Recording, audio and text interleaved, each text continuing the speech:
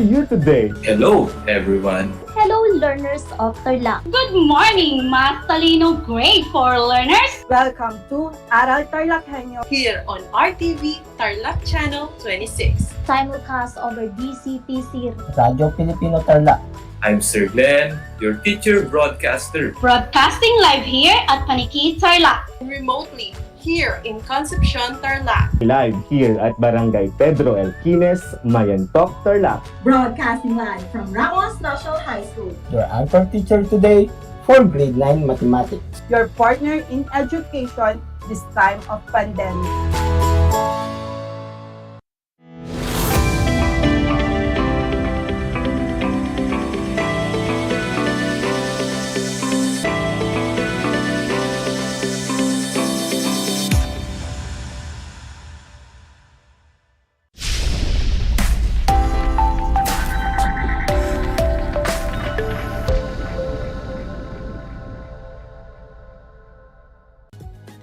Welcome sa ating Project Shine na Aral TarlakHenyo ng STO Tarlac Province na kasalukuyang napapanood dito sa RTV Tarlac Channel 26 at sa Converge Channel 100 na sabayang napapakinggan sa 8 to 8 a.m. DCTC Radyo Pilipino Tarlac.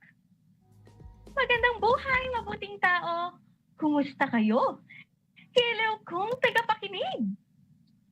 Ang aking pagbati at paghanga sa inyong pagpapahalaga sa edukasyon at pagpupursiging matapos ito nang nagtatagumpay sa kabila man ng hamon ng pandemya. Ako ang inyong guro sa edukasyon sa pagpapakatao sa ika-4 na baitang Pinibining Lea, Monica R. Guzman, sumasahin papawid mula sa bayan ng Victoria.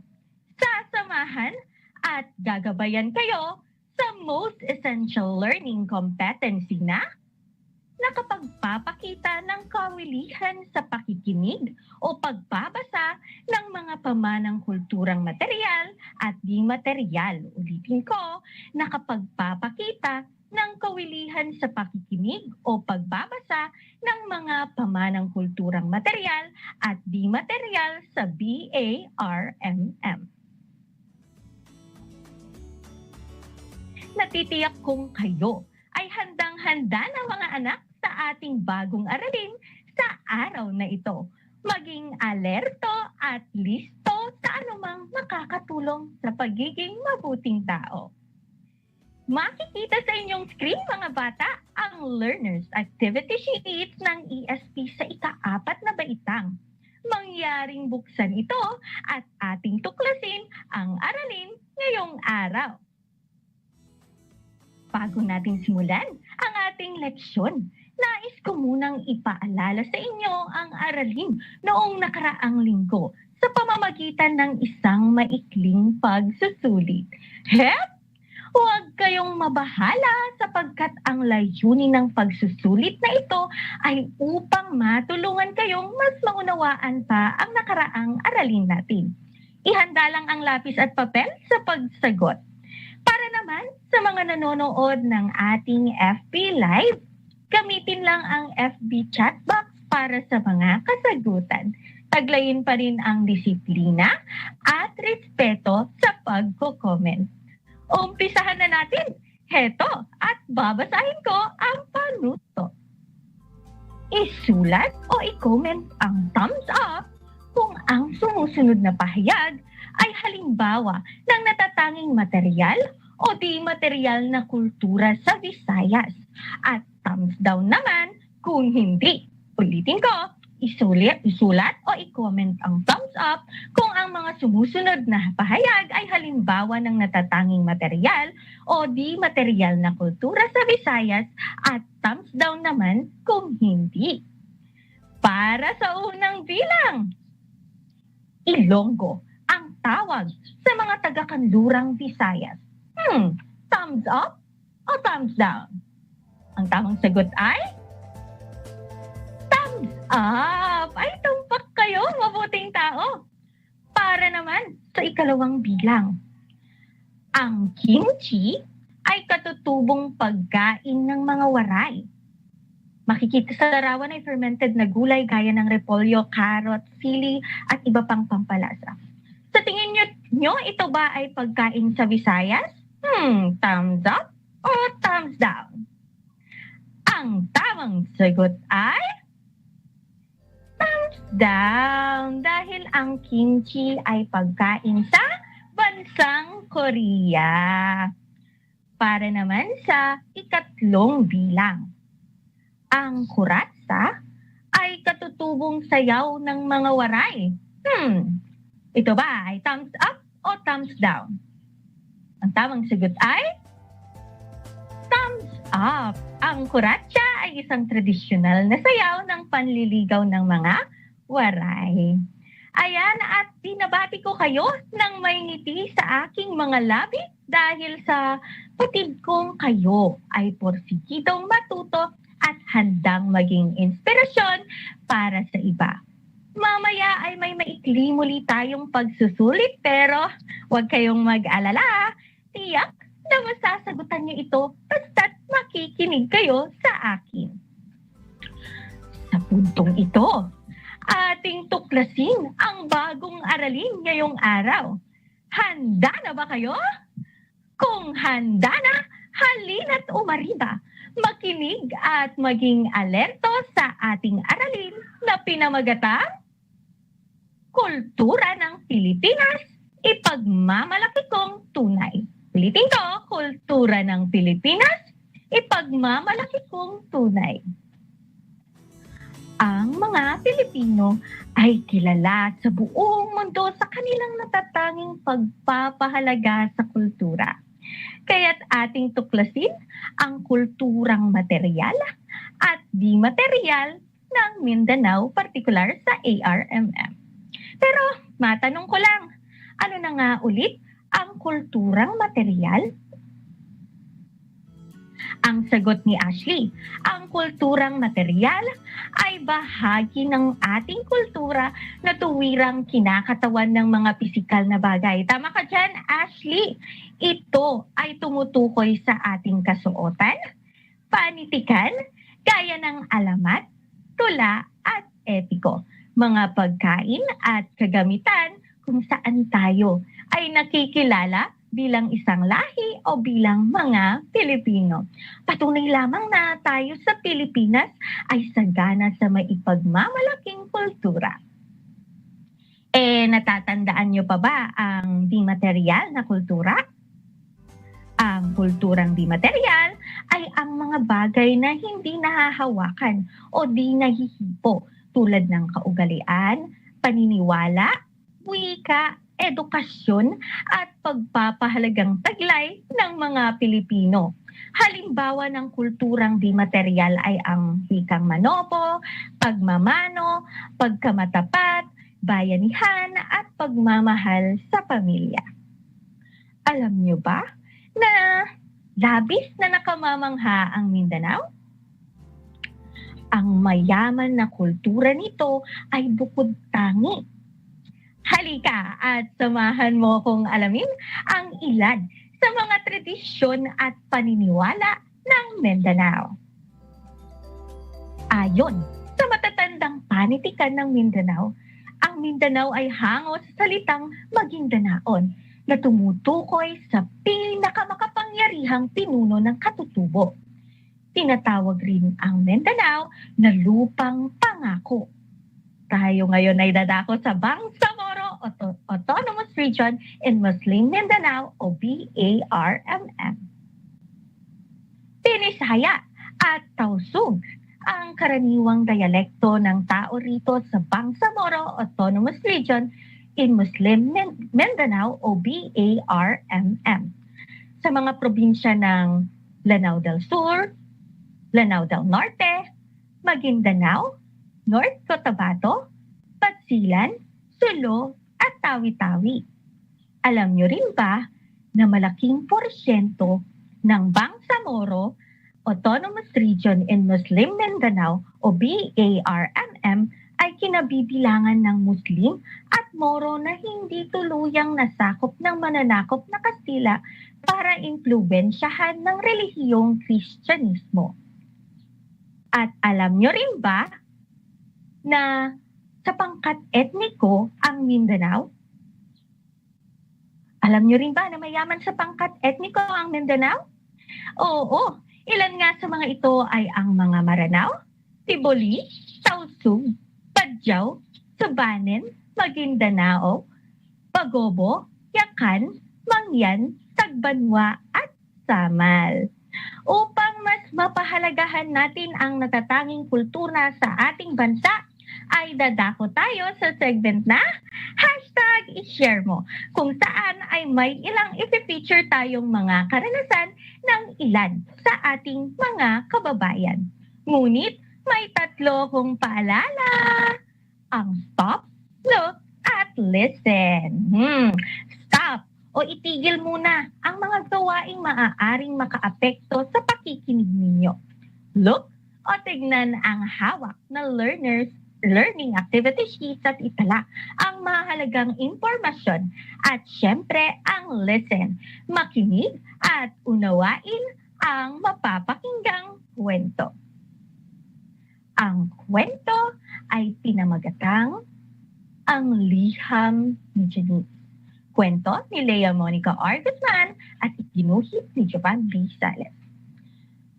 Ito ay sulat mula kay Janice, isang guro na nadestino sa Lanao del Sur.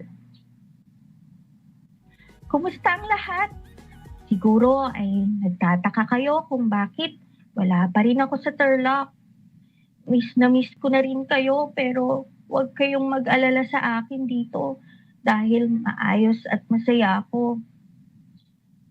Naalala ko tuloy noong papunta pa lamang ako dito ay labis na nabahala si Mama sapagkat bali-balita noon na delikadong magpunta sa Mindanao dahil mapapanood sa balita ang mga bakbakan ng armadong kalalakihan.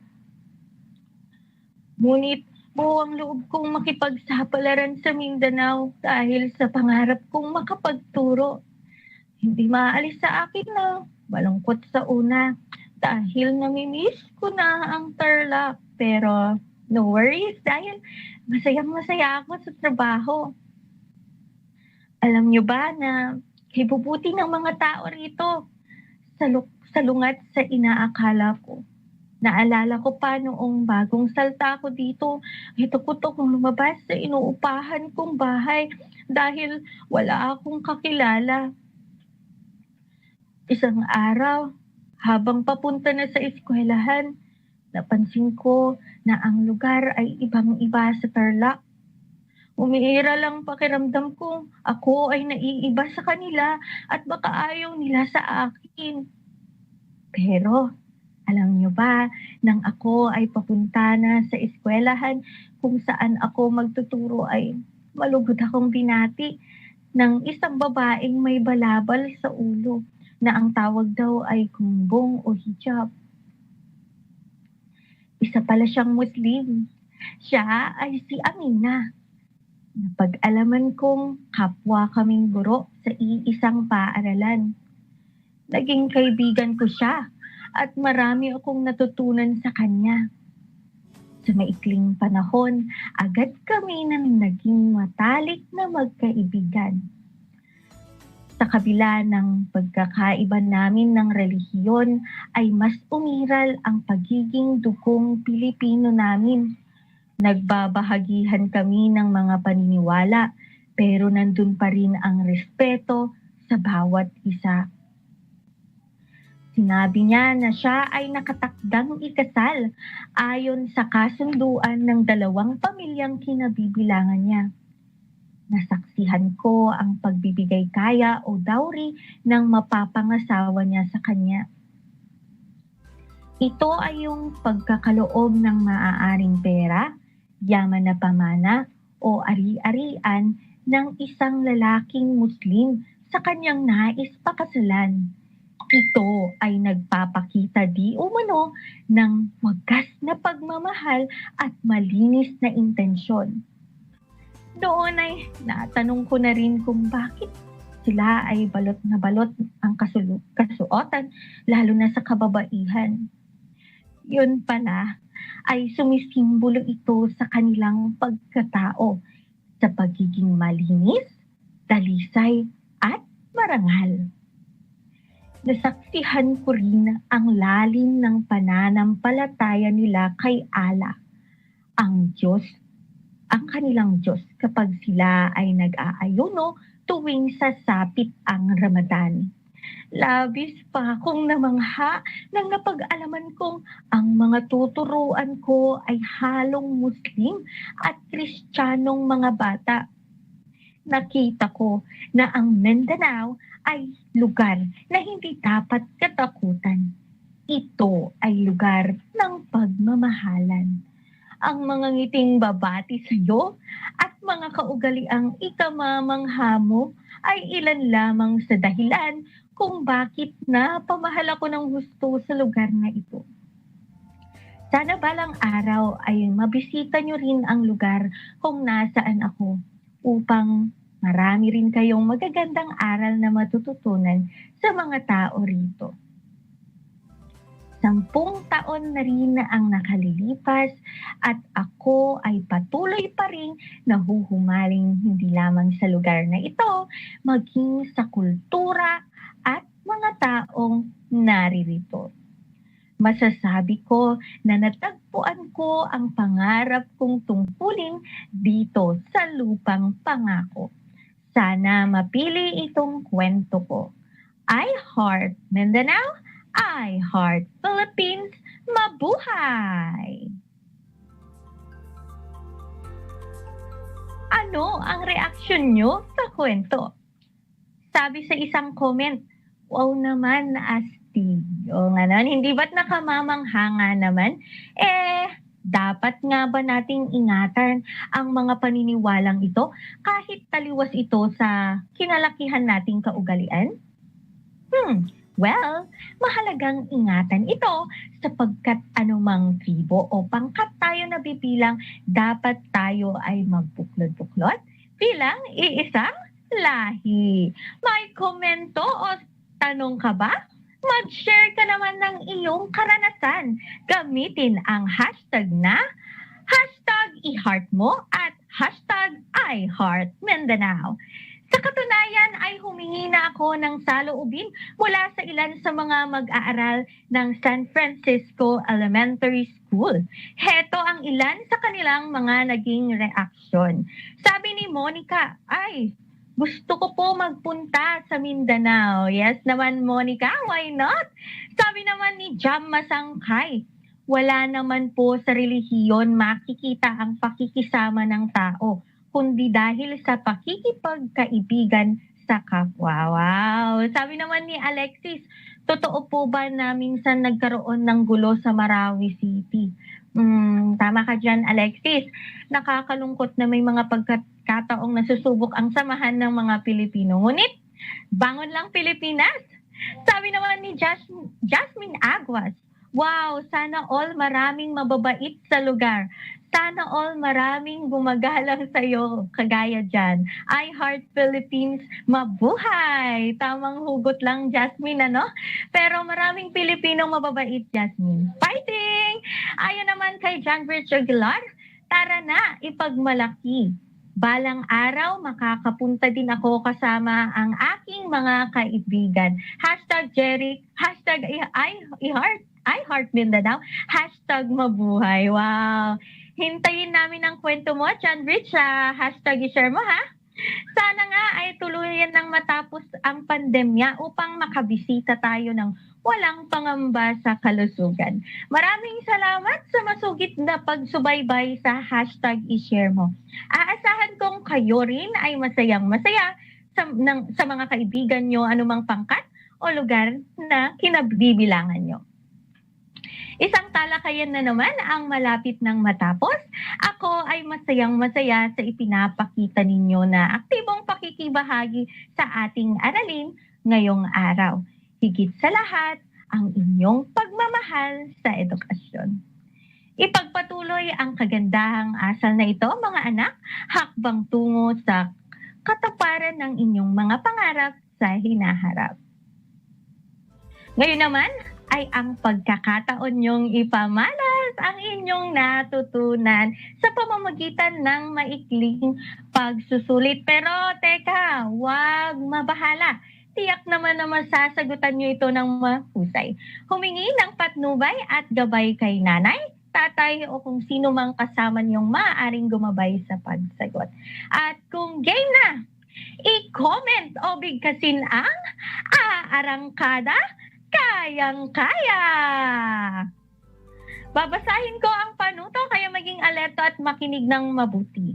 Ihanda pa rin ang lapis at papel sa mga nanonood ng ating FB Live. Gamitin lang ang FB chat box para sa kasagutan. Ayan, i-go-hit o i-comment ang puso kung sa tingin nyo ay nagpapakita ito ng kawilihan o pagpapahalaga sa kultura ng Mindanao. At bilog naman kung ito ay hindi. Para sa unang bilang, pinagtawanan mo ang kaklase mong badyaw nang minsan siyang sumayaw sa isang programa.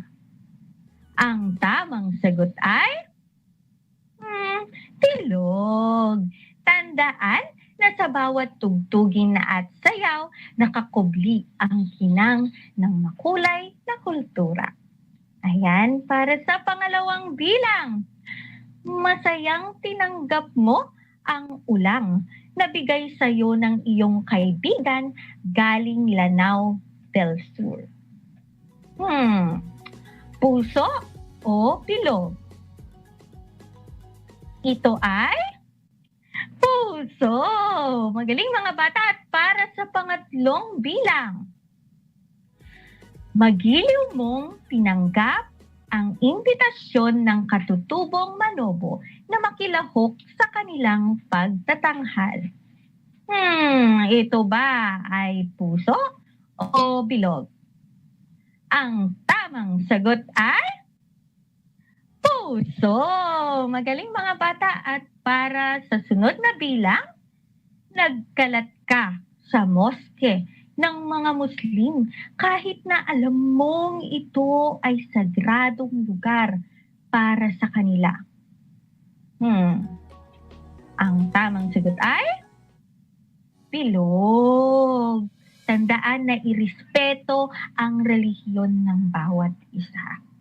Ayan, at para sa ikalima at huling bilang, ayan, pinapahalagahan at iniingatan mo ang kultura ng Pilipinas kahit magkakaiba ang paniniwala ng bawat isa.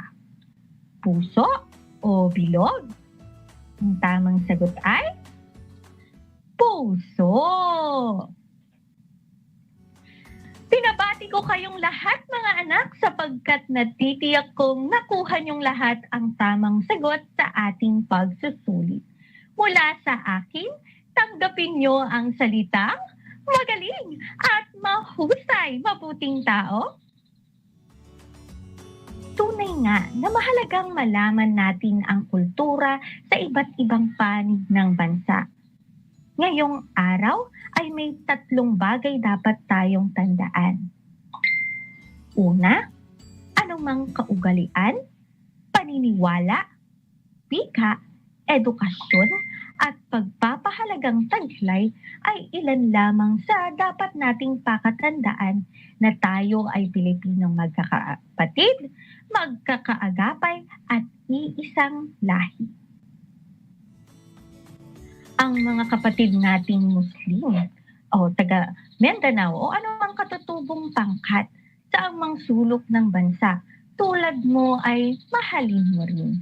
Sa gitna ng pagbabagong dulot ng teknolohiya at malayang pagpasok ng bagong kaalaman, isang malaking hamon para sa kapatid natin sa Mindanao ang mapanatili at maprotektahan ang kanilang kultura. May mga ibang tao na di nauunawaan ang kani-kanilang kultura kaya't may mga pagkakataong sila ay naisasantabi o kung minsan ay hindi tinatanggap. Hanggat ang kanilang mga gawi ay hindi lumalabag sa karapatang pantao, dapat silang igalang at unawain. Ang kailangan nila ay pagtanggap. Higit sa pagiging Pilipino, sila ay taong tulad mo rin na may karapatang mabuhay ng matiwasay. Kaya bilang isang Pilipino ay nararapat lamang na ipakita sa mundo kung gaano tayo kayaman sa pamanang kultura ng ating lahi. Tangkilikin ang sariling musika, sayaw, kwentong bayan o anumang bagay na pamana sa atin ng ating lahi sa amang sulok ng bansa. Ibahagi sa kakilala kung gaano tayo kapalad na mayroong tayong nakamamanghang kultura sa Mindanao. Mga bata, ako ay naghanda ng gawain at refleksyon sa inyong learners activity sheets. Inaasahan ko na ito ay inyong sasagutan ng buong sigasig at sa abot ng inyong makakaya. Sakali man na kailangan ninyo ang patnubay at gabay ng inyong kapamilya at guro, huwag kayong mag-atubiling sila ay tawagan upang kayo ay magabayan ng tama. Panalangin ko na anumang konsepto, higit lalo ang mga aral sa buhay na inyong natutuhan sa araw na ito ay inyong maisasabuhay sa araw-araw. Muli, ako ang inyong guro sa edukasyon sa pagpapakatao sa ika-4 na baita, Binibining Lea Monica R. Guzman na nagpapaalala na piliing maging mabuting tao sa lahat ng panahon at pagkakataon. Hanggang sa muli!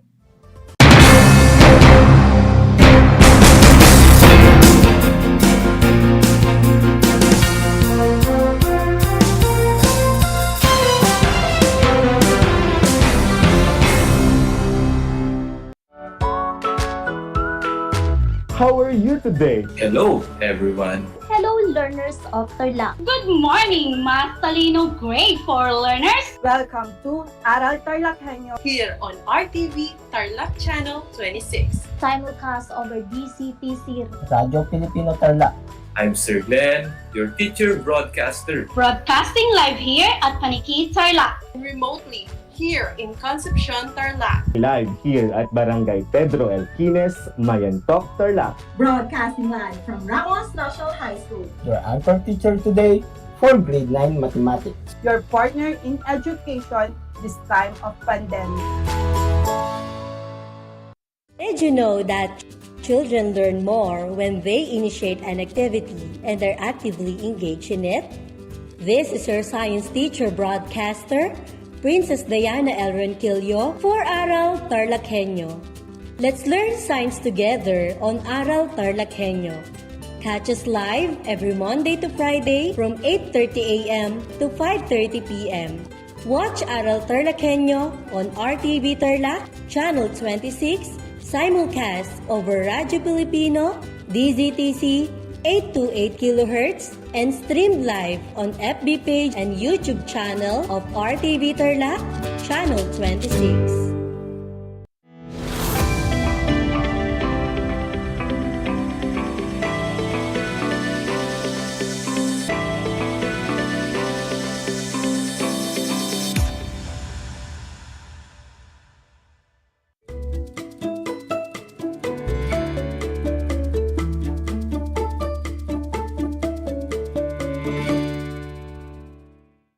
Learners, welcome to Aral TarlakHenyo here on RTV Tarlac, Channel 26, simulcast over DZTZ 828 AM station, Radio Filipino Tarlac, and Converge TV Channel 100, broadcasting live here at Pura Tarlac.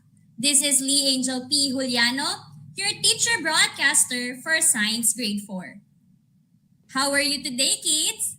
I am glad to know that you are doing great and that you are excited to learn new things despite the effects of the pandemic in our learning setup.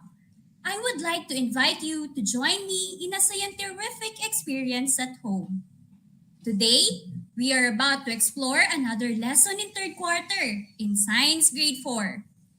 Are you ready to join me for today's lesson? Great! I want you to prepare your modules in Science 4.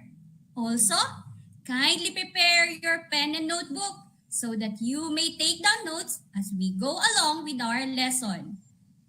Do you have it now? Great! Make sure that you are in a comfortable place, far from noise, so that you can hear me clearly while listening to this broadcast. We are going to talk about what are light, sound, and heat energy, and how they travel. For today's lesson, let us focus on the light energy. After this learning episode, you are expected to first, identify what is light energy, and second, describe how light energy travels. But before that, let us try to recall the concepts that you have learned last time about magnetism. You have learned that magnetism is a force that acts on objects made of nickel, iron, and cobalt and makes them move. Do you still remember the materials that are attracted to magnets and not attracted to magnets? Cool! Let us try to test your understanding. Now, grade 4 pupils, in this review activity, draw a happy face if the object will attract a magnet and sad face if not. I repeat, draw a happy face if the object will attract to a magnet and sad face if not. Just write your answer in your notebook or on a piece of paper, or you can type your answer in the comment section if you are watching live. Let us have the first one. Does thumbtacks or pushpins attract magnets or not? Again, does thumbtacks or pushpin attracts magnet or not? Let's check your answers. What do you think is the correct answer? The correct answer is happy face. Great! Genius, kids! Thumbtacks or pushpins are magnetic because the pointed material on it are made of metal. And any type of metals can be attracted to magnet. Let us proceed to the next one. Does spoon attracts magnet or not? Again, does spoon attracts magnet or not? Let us check if your answers are correct. Yes, it is also happy face. Brilliant, kids! Also, spoon are attracted to magnets because it is made of metal, specifically stainless steel. Stainless steel is made by mixing molten irons with another metal called chromium, which stops the steel from rusting. Another one is cotton. Does it attract magnet or not? Again, does cotton attracts magnet or not?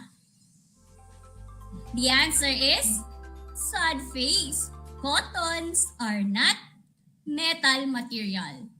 Therefore, it is not attracted to magnets. Let us have the next one. Does candy attract magnets or it does not?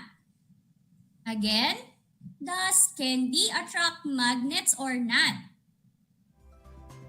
Again, the answer for this one is sad face. Candies are non-metal materials. Therefore, it is not attracted to magnets. Now, let us have the last one. Does wrench attract magnets or not? Again, does wrench attracts magnet or not? Are you finished? The answer for this one is happy face. Wrench shown in the picture are made of metals, which makes it attracted to magnets. Now, scientific kids, you have mastered our lesson about magnetism. Magnets are objects that can attract other objects made up of iron, nickel, and cobalt, such as nails, metal, spoon, paper clips, thumbtacks. It has an invisible magnetic field. Materials that are non-metals are not attracted to a magnet, such as rubber, plastics, and woods. Have you tried rubbing your hand together when you feel cold or hold a cup of coffee or hot chocolate to make your hot hands warm? Have you tried walking in a very dark room? Can you easily move and see the things around you, even if it's dark? And you tried closing your eyes and listen to a sound around you? What can you hear? As I've said, for today's lesson, we will know about light, sound, and heat energy. However, today we are going to focus on exploring how light travels. We know that energy is very important to us because energy allows us to perform our daily activities. Let us start discussing about light energy. A while ago, I asked you if you have tried walking in a dark room and can you walk properly in it? That is right. It is difficult because you cannot see the objects around you. This may cause you to trip and fall. This shows how important light is. When you wake up in the morning, you can see the things around you without the help of a light bulb. This is because the sun is already up. The sun is a natural source of light here on Earth. The sun is the primary source of light and it can produce its own light. Other examples of sources of natural light are lightning, stars, and fireflies. But how about the moon? The moon is not a natural source of light because it only reflects the light that comes from the sun. When there are power outage, your parents or guardian use flashlight as sources of light. This is an example of artificial sources of light. Emergency lighting devices like flashlights are examples of artificial sources of light. They can be operated using batteries or electricity. Artificial sources of light are made by humans. Other examples of sources of light are lamp, car light, and phone. Now that you have known about the natural and artificial sources of light, let us see your understanding about it. Study the picture. Right? Natural light if it is made by God, and artificial light if it is made by man. Again, I'll repeat. Right? Natural light if it is made by God, and artificial light if it is made by man. Look at this picture. Does the first picture emit natural light or artificial light? How about the second picture? The third picture are stars. Does it give us natural or artificial light? The fourth picture is Christmas lights. Does it provide us natural or artificial light? And lastly, a flashlight. So I am giving you 5 seconds to answer each item. Are you done? Let us check your answers. For number 1, the answer is natural light. A sun emits natural light.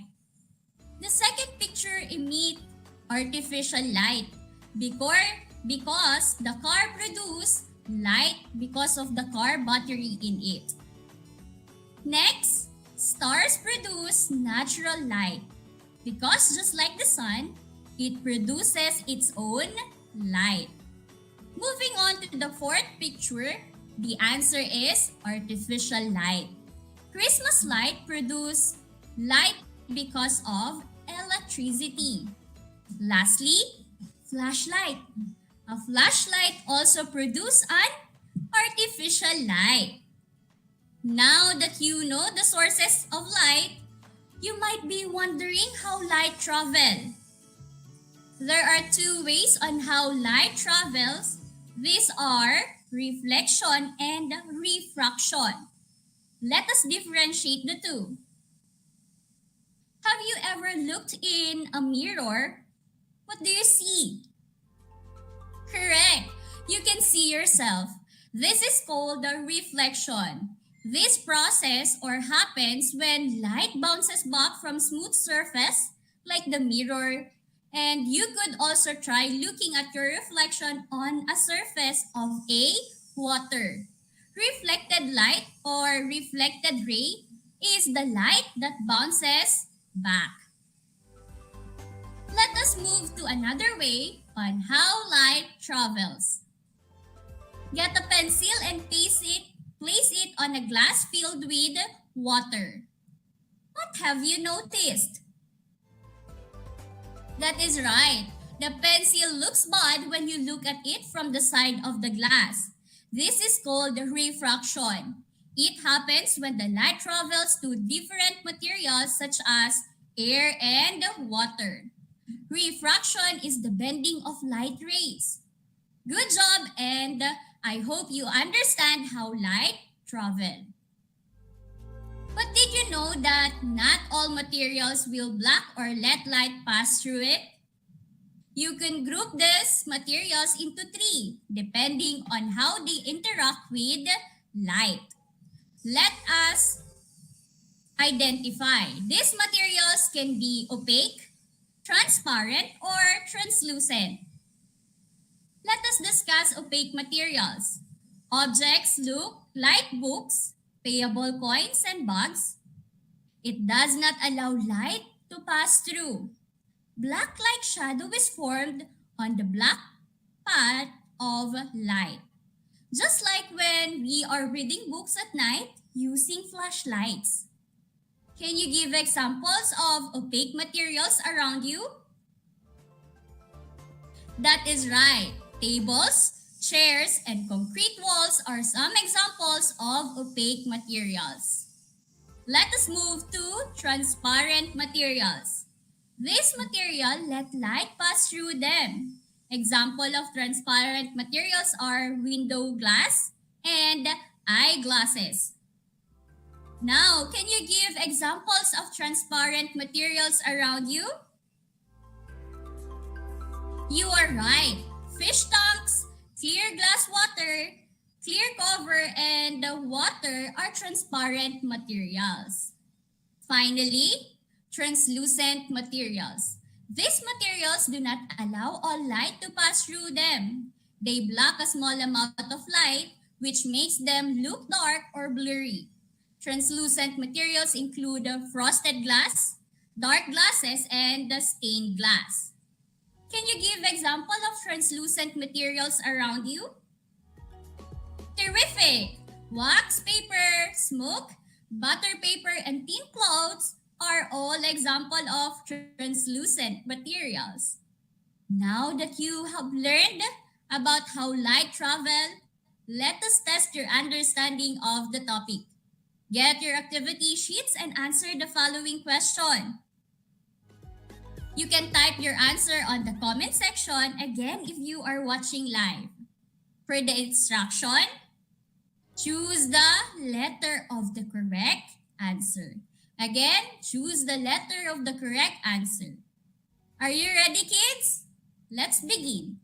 For number 1, which statement explains why pencil looks broken when placed in a cup of water? A. Light is refracted as it moves from air to water. B. Light is reflected as it moves from air to water. C. Light is absorbed as it moves from air to water. And D. Light is destroyed as it moves from air to water. Again, I repeat, which statements explains why a pencil looks broken when placed in a cup of water? The correct answer is letter A. Light is refracted as it moves from air to water. Moving on to number 2, light travels in a blank. A. Curved line. B. Straight line. C. Line that narrows. And D. Line that projects. Again, I repeat, light travels in a blank. A. Curved line. B. Straight line. C. Line that narrows. And D. Line that projects. The correct answer for this one is letter B. Light travels in a straight line. Next number, a frosted window would be blank. A. Transparent. B. Translucent.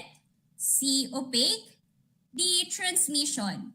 I repeat, a frosted window would be blank. A. Transparent. B. Translucent. C. Opaque. And D. Transmission. The correct answer is B. A frosted window would be translucent. Next number, when light bounces off a smooth, shiny surface, what process has occurred? A. Reflection. B. Refraction. C. Submission. D. Transmission. I'll repeat. When light bounces off a smooth, shiny surface, what process has occurred? A. Reflection. B. Refraction. C. Submission. D. Transmission. The correct answer is letter A. Reflection. When light bounces off a smooth and shiny surface, it is reflection. How about this one? How is a rainbow formed? A. The air during rain reflects all the colors of rainbow. B. The light is being absorbed by the raindrops. C. The light is transmitted through the clouds, which causes us to see a rainbow. D. Light rays bend as they pass from air through drops of water. I repeat. How is rainbow formed? A. The air during rain reflects all the colors of the rainbow. B. The light is being absorbed by the raindrops. C. The light is transmitted through the clouds, which causes us to see a rainbow. And D. Light rays bend as they pass from air through drops of water. The correct answer is letter D. Rainbow is formed when light rays bend as they pass from air through drops of water. Next, we have what happened when a material absorbs light. A. Light energy is changed into heat energy. B. Light rays bounces off the surface of the material. C. Light rays are bent as they pass through the materials. And D. Light rays are scattered as they pass through the materials. I repeat, what happens when the materials absorb light? A. A light energy is changed into heat energy. B. Light rays bounces off the surface of the material. C. Light rays are bent as they pass through the materials. And D. Light rays are scattered as they pass through the materials. The answer is letter A. Light energy is changed into heat energy. Next number, we have, can we see objects mainly because they blank? A. Bend light. B. Absorb light. C. Reflect light. And D. transmit light. I repeat, when we see objects mainly because they blank. A. Bend light. B. Absorb light. C. Reflect light. And D. Transmit light. The answer is letter C. Reflect light. We can see objects mainly because they reflect light. Next number. In what way is a mirror different from a stop sign? A. The light and all colors bounces off the mirror. B. No light bounces off the mirror. C. Light passes through the mirror. D. Light is absorbed into the mirror. I'll repeat. In what way is a mirror different from a stop sign? A. The light and all colors bounces off the mirror. B. No light bounces off the mirror. C. Light passes through the mirror. And D. Light is absorbed into the mirror. The answer is letter A. A mirror is different from a stop sign because the light and all colors bounces off the mirror. Did you get it? Moving on. Which object scatters light ray as they pass through it? A. Transparent object. B. Translucent object. C. Opaque object. D. Black object. I repeat. Which object scatters light rays as they pass through it? A. Transparent object. B. Translucent object. C. Opaque object. And D. Black object. The answer for this one is B. Translucent object scatters rays as they pass through it. And lastly, what causes a blue block to appear blue in the sunlight? A. The block absorbs all the blue light. B. The block bends refracts all the lights. C. Only blue light is reflected by the block. D. Only blue light passes through the block. I repeat. What causes the blue block to appear blue in the sunlight? A. The block absorbs all blue light. B. The block bends or refracts all blue light. C. Only blue light is reflected by the block. And D. Only blue light passes through the block. The correct answer is letter C. A blue block to appear blue in the sunlight because only blue light is reflected by the block. Did you get everything right? Great! Okay, count the number of the correct items. For those who get perfect score, excellent. And for those who got 7 to 9, very good. And for those who got 5 and 6, good job. And for those who got below 4 and below, still good job for trying. Do not lose hope and keep on studying the lessons for you to get a high score. Okay, kids, to wrap everything up that we have talked about in this lesson, let us take note of the following. Light, a form of energy that gives by the sun, or the natural light, and other light, we call it the artificial light. Reflection is the bouncing back of the light, and refraction is the bending of light rays.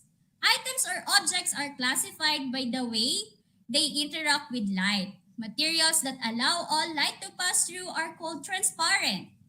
Materials that allow some light to pass through are called translucent. And items that do not allow any light to pass through are called opaque. Now kids, for your assignment, get your modules and turn it to page 15. So you are going to identify the word being described. Write your answer before the number. Now, scientific kids, I hope you learned a lot today. This is Projection Aral TarlakHenyo, brought to you by the Department of Education. Division of Tarlac Province in cooperation with DZTZ 828 AM station and RTV Tarlac Channel 26 and Converge TV Channel 100. This is your science anchor teacher, Ma'am Lee Angel, wishing you a scientific day. Thank you.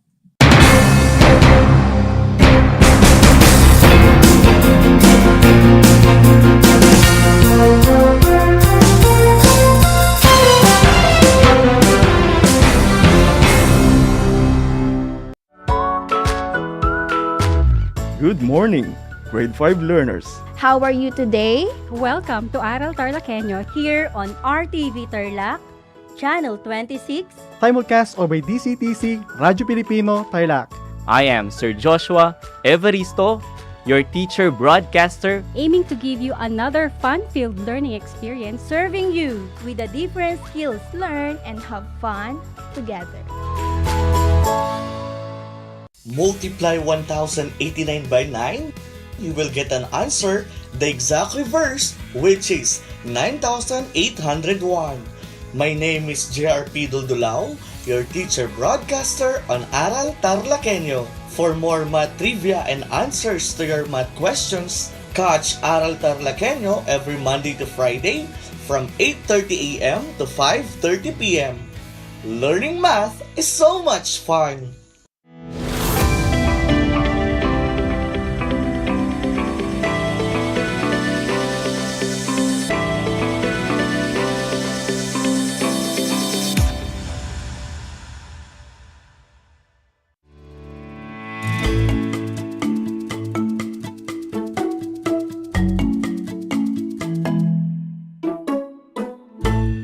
Great morning, grade 4 learners. Welcome to Aral TarlakHenyo here on RTV Tarlac Channel 26. Simulcast over DZTC Radyo Pilipino Tarlac. If you are a Converge subscriber, you can watch us on Channel 100. I am Shira Lindiri Hinaldo, your remote teacher broadcaster for mathematics grade 4, broadcasting live here at Ramos Tarlac. How are you, grade 4 learners? I hope you are doing fine. I am sure that you are all ready on our lesson this morning. But before that, I want you to get your learning support materials in Mathematics 4, and I will give you 5 seconds to do it. Hurry up, and your time starts now.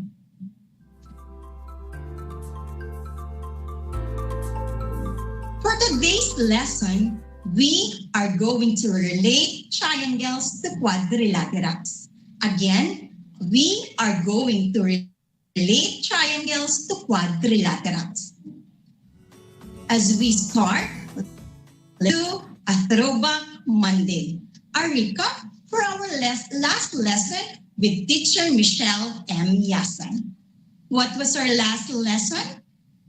Yes, it was all about identifying and describing the different kinds of quadrilaterals, square, rectangle, parallelogram, trapezoid, and rhombus.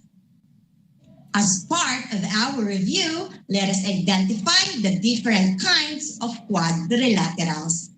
First, I am a quadrilateral with exactly one pair of parallel sides. Very good. It's a trapezoid. Next, I am a quadrilateral with both pairs of opposite sides parallel. Exactly. It's a parallelogram. Next, I am a parallelogram with 4 sides of equal length and opposite angles are equal. You are correct. It is a rhombus. I am a parallelogram with 4 right angles and the opposite sides are parallel and equal. Good job. The answer is rectangle. Lastly, I am a parallelogram with 4 sides of equal length and 4 right angles. Great! It's a square. I hope you still remember our last lesson. Now, I want you to look around the place you are right now. What shapes can you see? Write the shapes that you see. Remember, everything around us has shape. Let us now proceed. The math class of Miss Prado drew 2 kinds of polygons. 2 girls showed their drawings. Alexis drew a 3-sided polygon, while Revian has 4-sided polygon. What is a polygon? What is a 3-sided polygon? And what is a 4-sided polygon? Look at the different triangles. What is a triangle? A triangle is a plane figure with 3 sides and 3 angles. There are types of triangles. These are equilateral, isosceles, right, and isosceles. Equilateral triangle, all 3 sides are equal and all 3 angles are 60 degrees. The next is isosceles, with 2 sides are equal and their 2 base angles are equal. Isosceles triangle defines that all sides and angles are different. And right triangle is L-shaped, and one of the angles is 90 degrees. How about quadrilateral? Look at the different quadrilaterals. A quadrilateral is a plane figure with 4 sides and 4 angles. First example is a rectangle with 4 sides. Not all sides are equal. There are 4 right angles and 4 vertices or points. Next is square. It has 4 sides. All sides of a square are equal. It has 4 right angles. A square also has 4 vertices or points. Let us now move on to rhombus. Rhombus has 4 sides. All sides of rhombus are equal.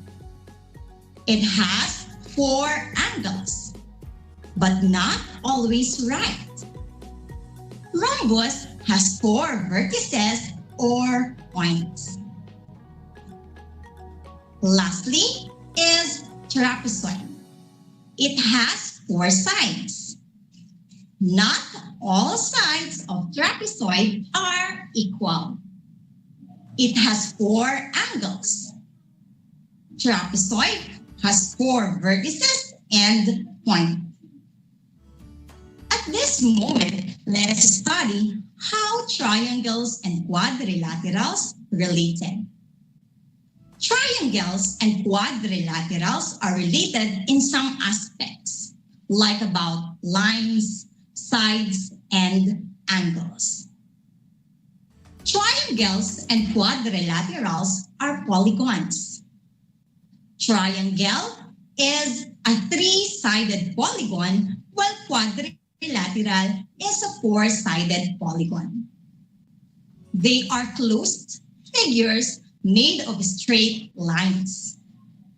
Both have 3 or more straight sides and 3 or more angles. Triangles has 180 degrees. Quadrilateral has 360 degrees. Triangle is half of a quadrilateral.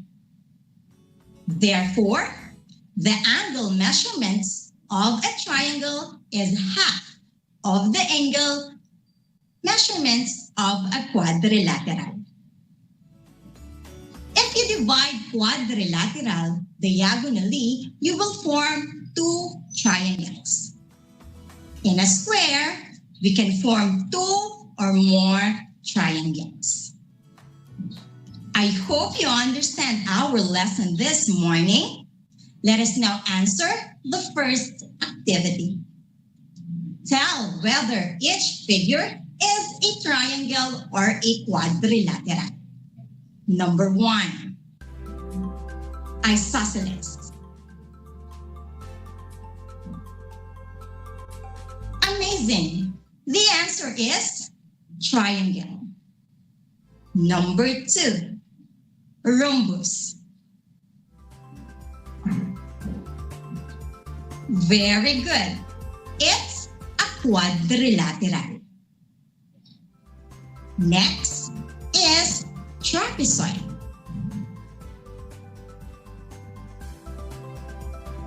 You are correct. It's a quadrilateral. Another is escalene. Is it a triangle or quadrilateral?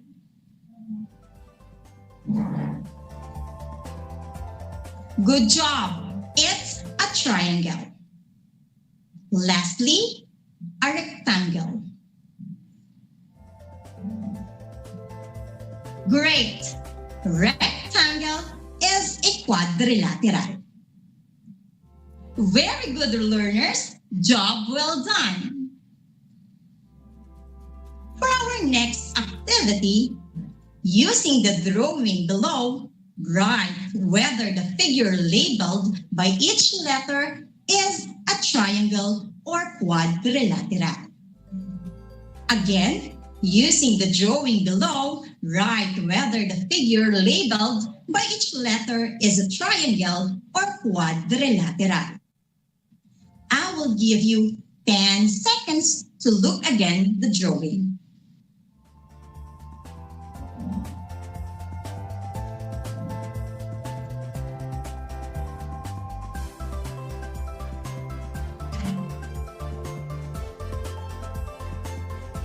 What figure represents letter A? It's a triangle. Next figure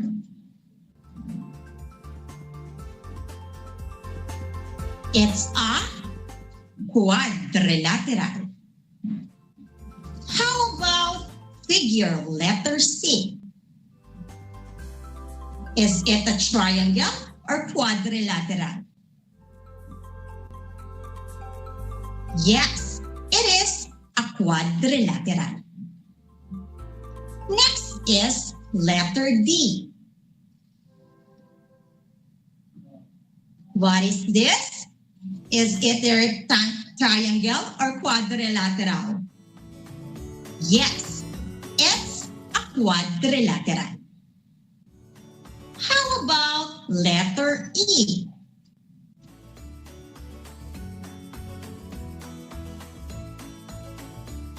Great. It's a triangle. Let us see figure F. Is it a triangle or quadrilateral? Good job. It's a triangle. How about figure G?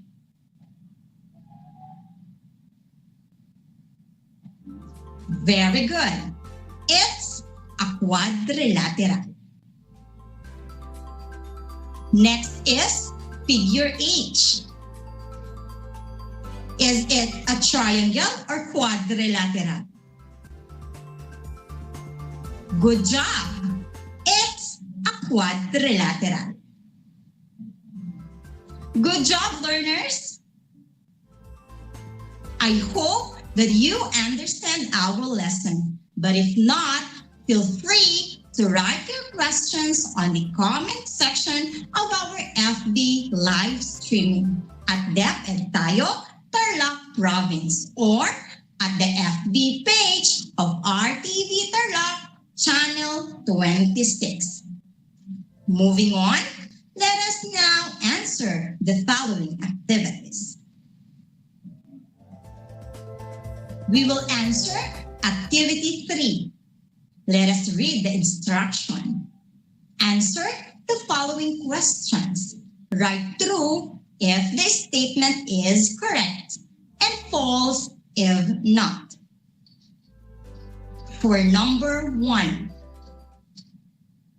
all triangles have 3 equal sides and angles. I will repeat. All triangles have 3 equal sides and angles. Start answering now.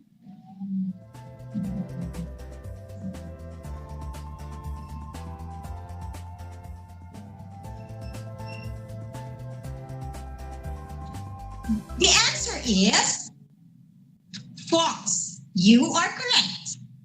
Let us proceed to number 2.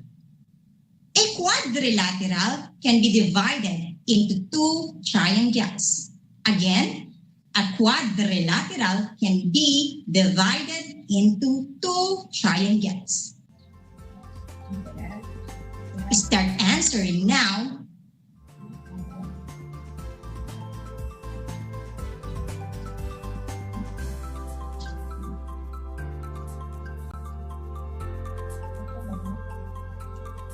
Amazing! Statement number 2 is true. How about statement number 3? Triangles and quadrilaterals are related according to its sides and angles. I will repeat. Triangles and quadrilaterals are related according to its sides and angles. You may start answering now.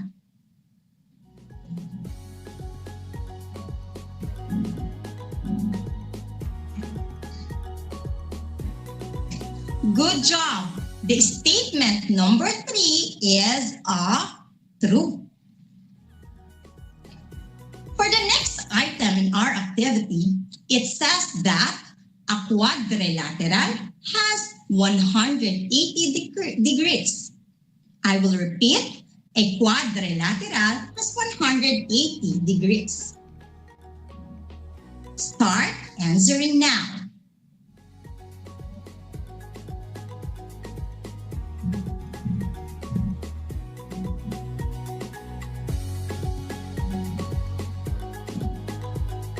Very good. It is false.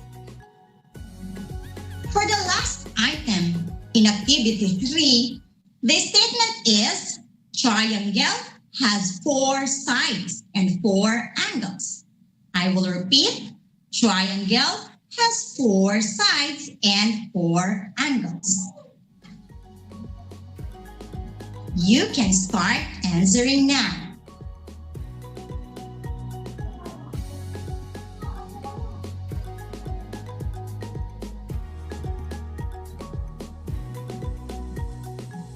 Very nice. The answer is false. For the next activity, you are going to draw a smiley face if the object represents a triangle and draw a sad face if it is not. I will repeat. You are going to draw a smiley face if the object represents a triangle and draw a sad face if it is not. Number 1, Abby is reading a book. Again, Abby is reading a book.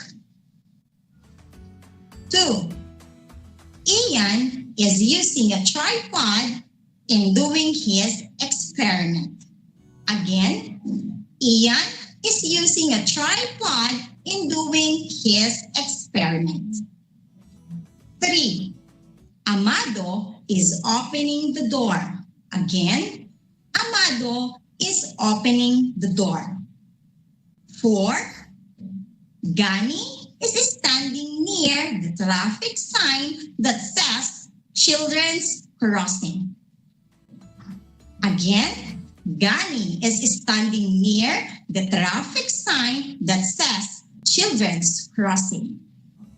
Number 5, Rafael is writing on the chalkboard. I will repeat, Rafael is writing on the chalkboard. Let's start with item number 1. Each item has 5 seconds to answer. Ready? Let's start. For number 1, Abby is reading a book. Again, Abby is reading a book. Look at the book, children. What are you going to answer? Is it a smiley face or a sad face? Is it a triangle or quadrilateral? The correct answer is sad face. Again, it's sad face. Why? Because a book is a quadrilateral. Hope you got the correct answer for our next item.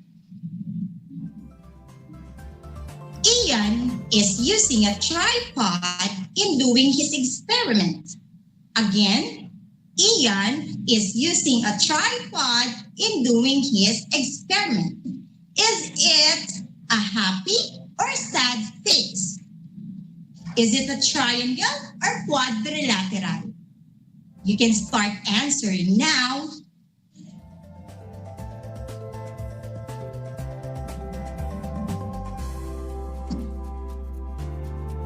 The correct answer is it's a smiley face. Good job. Why it's a smiley face? Because it is a triangle. Next, we have number 3. Amado is opening the door. Again, Amado is opening the door. Look at the door, children. Is it a triangle or quadrilateral? Is it smiley face or sad face?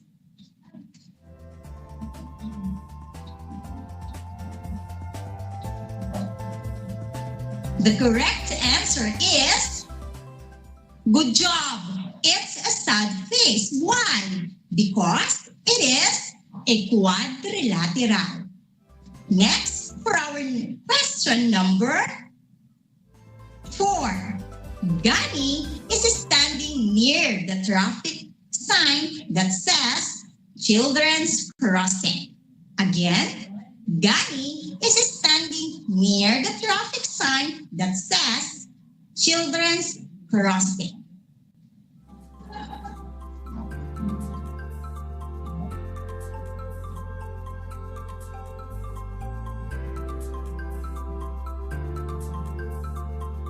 The answer is a sad face. Why? Because the traffic sign is a quadrilateral. Congratulations! And for our last item, the question is, Rafael is writing on the chalkboard. Again, Rafael is writing on the chalkboard. Is it a sad face or smiley face? A quadrilateral or a triangle? You can start answering now. The correct answer is very good. The answer is a sad face. Why? Because the chalkboard is a quadrilateral. I want to congratulate you for being very attentive. But before we end our session, let us recall what we have learned so that we won't forget it. Always remember that triangles and quadrilaterals are related in some aspects, like about lines, sides, and angles. Triangles have 3 sides and 3 angles, with 180 degrees sum of angles. Quadrilaterals have 4 sides and 4 angles with 360 degrees sum of angle. They are both polygons.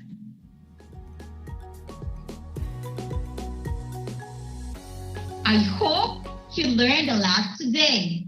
This is your remote teacher broadcaster live from Panse, Ramos, province of Tarlac, teacher Shiralyn D. Reginaldo, and I am sharing to you a quotation from Dalai Lama. It says, "Look at situations from all angles, and you will become more open." I will repeat, look at the situations from all angles, and you will become more open. Be considerate to others. Until next time, God bless and stay safe, everyone. Goodbye.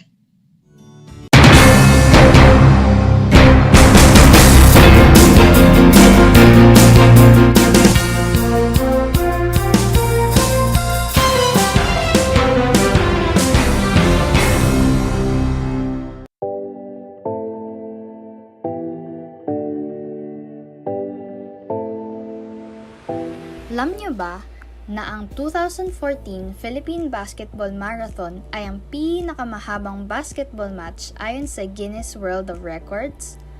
Ang laro ay naganap mula March 24 hanggang March 29, 2014 sa Meralco Gym sa Pasig at tumagal ng 120 hours. Ang marathon na ito ay isang fundraising event para sa mga biktima ng bagyong Yolanda. Alam niyo na, yan ang longest basketball match.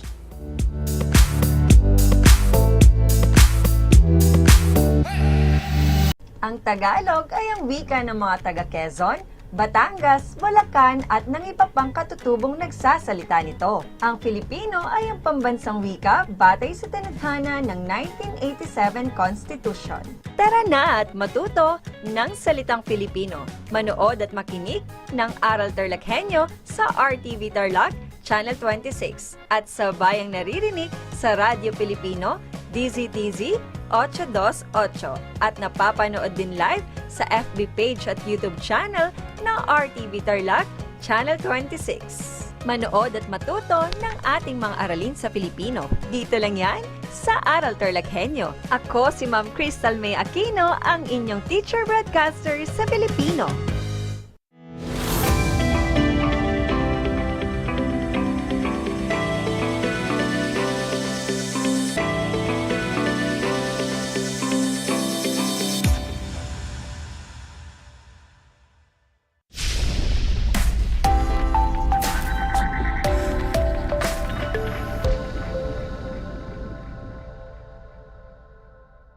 Isang mapagpalang umaga sa mga mag-aaral ng ika-4 na baitang, sumasa inyo muli ang Aral TarlakHenyo mula sa RTV Tarlac, Channel 26 at sa bayang naririnig sa DZTC 828 Radyo Pilipino Tarlac. Tayo rin ay napapanood sa FB Live ng RTV Tarlac, Channel 26. Ako, si Ginang Resi Ponceja Sabado, ang inyong teacher broadcaster sa asignaturang Filipino sa ika-4 na baitang. Sumasahimpapawid dito sa bayan ng Pura. Samahan ninyo ako sa 25 minutong makabuluhang talakayan.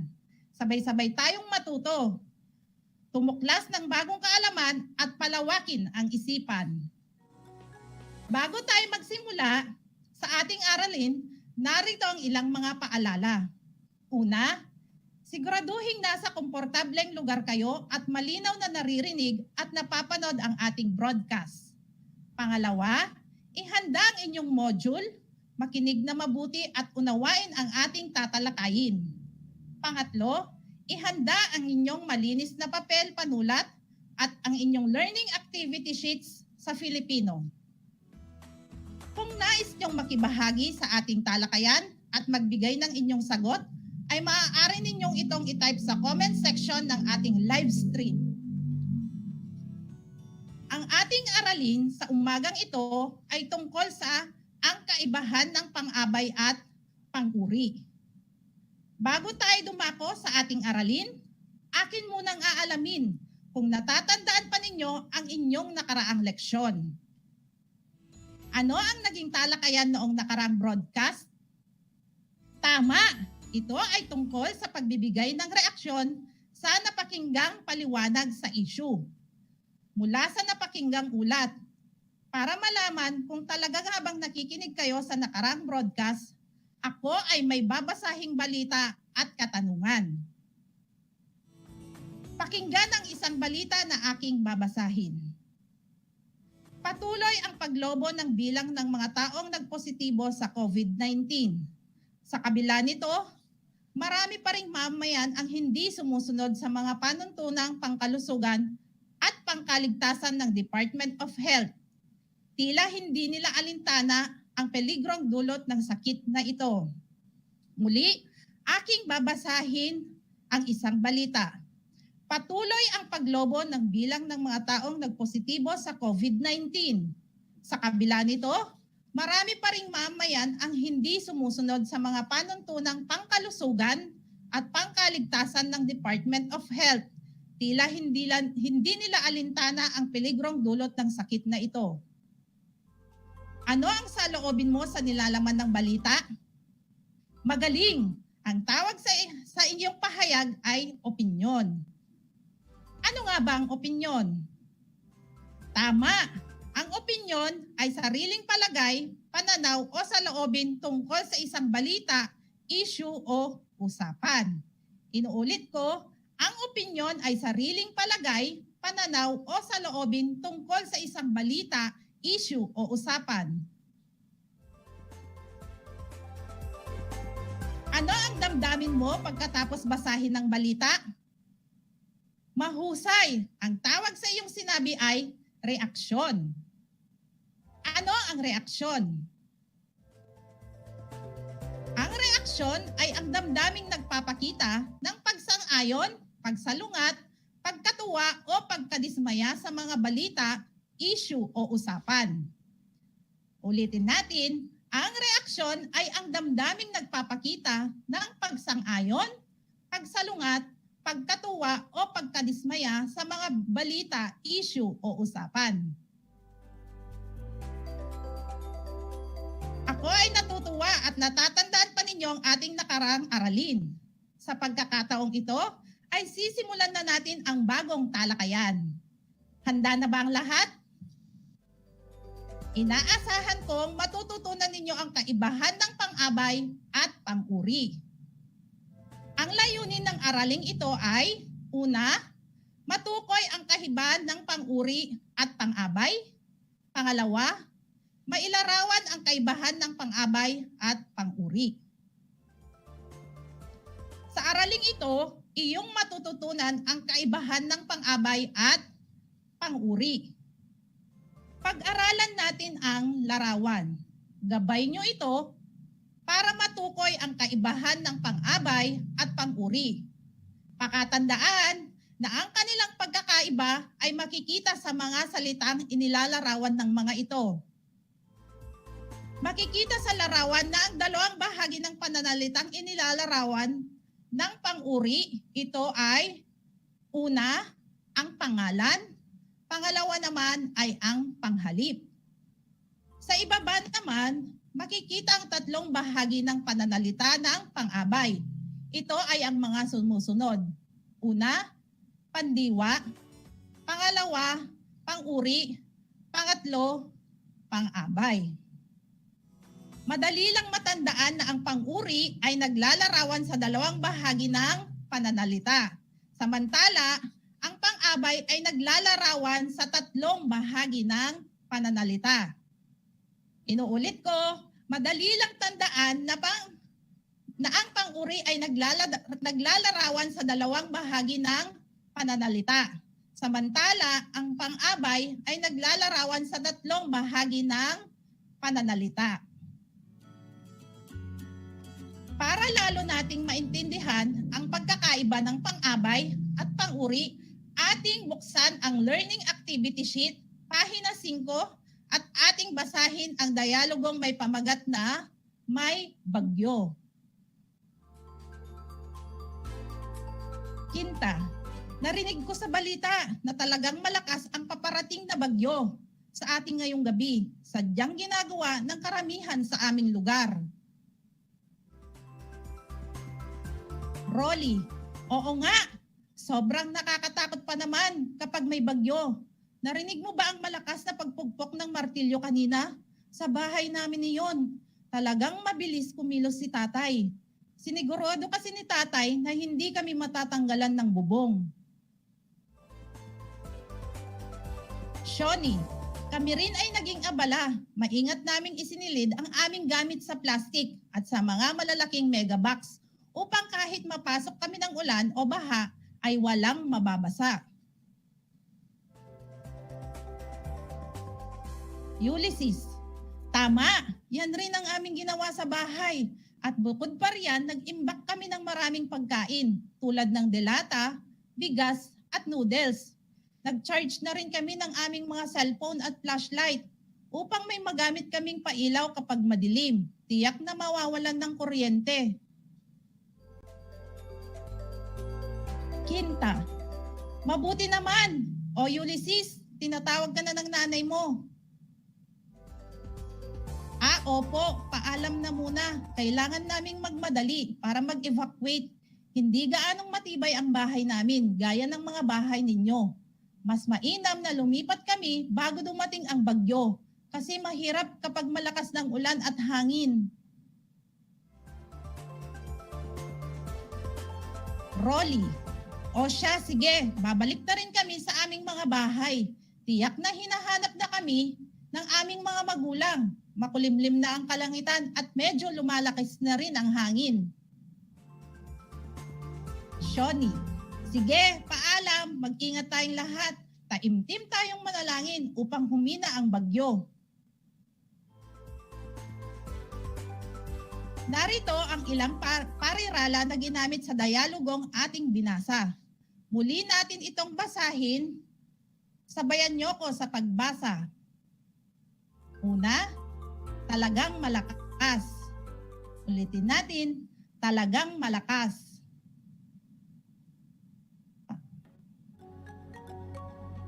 Pangalawa, sadyang maigting ang paghahandang ginagawa ng karamihan. Inuulit ko, sadyang maigting ang paghahandang ginagawa ng karamihan. Pangatlo, sobrang nakakatakot.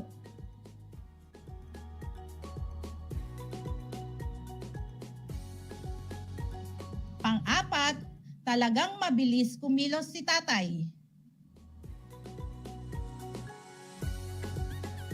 Ano ang napansin ninyo sa ating binasa? Tama, may mga salitang nakahilig at naitiman. Ang mga salitang kulay puti at nakahilig ay ang mga pang-abay, samantala pang-uri naman ang mga salitang initiman. Inuulit ko mga bata, may mga salitang nakahilig at naitiman. Ang mga salitang kulay puti at nakahilig ay mga pang-abay. Samantala, pang-uri naman ang mga salitang initiman. Ating tandaan, ang pang-uri at pang-abay ay parehong naglalarawan o nagbibigay turing. Ulitin ko mga bata, ang pang-abay at pang-uri ay parehong naglalarawan o nagbibigay turing. Ang pang-uri ay nagbibigay turing sa pangalan at panghalip. Ang pang-abay ay naglalarawan ng pandiwa, pang-uri at kapwa pang-abay. Inuulit ko mga bata, ang pang-uri ay nagbibigay turing sa pangalan at panghalip. Ang pang-abay ay naglalarawan ng pandiwa, pang-uri at kapwa pang-abay. Suriin naman natin ang mga pareralang nakahilig. Ito ay ginagamit sa paglalarawan ng isang kilos. Ito ang ating halimbawa. Maingat naming sinilid. Babasahin ko ulit. Maingat naming sinilid. Ang pang-abay sa pangungusap ay maingat, na nagbigay turing o naglalarawan sa pandiwang sinilid. Isa pang halimbawa, talagang mabilis na kumilos si tatay. Babasahin kong muli, talagang mabilis na kumilos si tatay. Ang pang-abay na ginamit sa pangungusap ay talagang mabilis, na naglalarawan sa pandiwang kumilos. Uulitin ko, ang pang-abay na ginamit sa pangungusap ay talagang mabilis, na naglalarawan sa pandiwang kumilos. Ito pang isang halimbawa, sobrang nakakatakot. Inilalarawan ng salitang sobra ang pang-uring nakakatakot. Uulitin ko mga bata, inilalarawan ng salitang sobra ang pang-uring nakakatakot. Ano naman ang mga salita sa dialogo ang naglalarawan sa tauhan batay sa ikinikilos, ginawi, sinabi at naging damdamin? Mahusay. Ito ay ang mga sumusunod. Kailangan naming magmadali para mag-evacuate, hindi gaanong matibay, mas mainam na lumipat. Uulitin ko, ang mga salita sa dialogo ang naglalarawan sa tauhan batay sa ikinikilos, ginawi, sinabi at naging pandamdam. Ito ay ang mga sumusunod. Una, kailangan naming magmadali para mag-evacuate. Pangalawa, hindi gaanong matibay. At ang panghuli, mas mainam na lumipat. Tandaan na ang pang-uri ay nagbibigay turing sa pangalan at panghalip.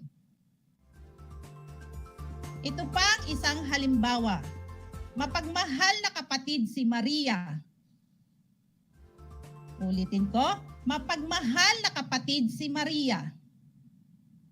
Ano ang pang-uri sa pangungusap na ating binanggit? Magaling. Ang pang-uri ay ang mapagmahal. Ano ang inilalarawan ng mapang-uring mapagmahal? Tama, si Maria. Tandaan na ang pang-uri ay salitang naglalarawan. Narito pa ang isang halimbawa.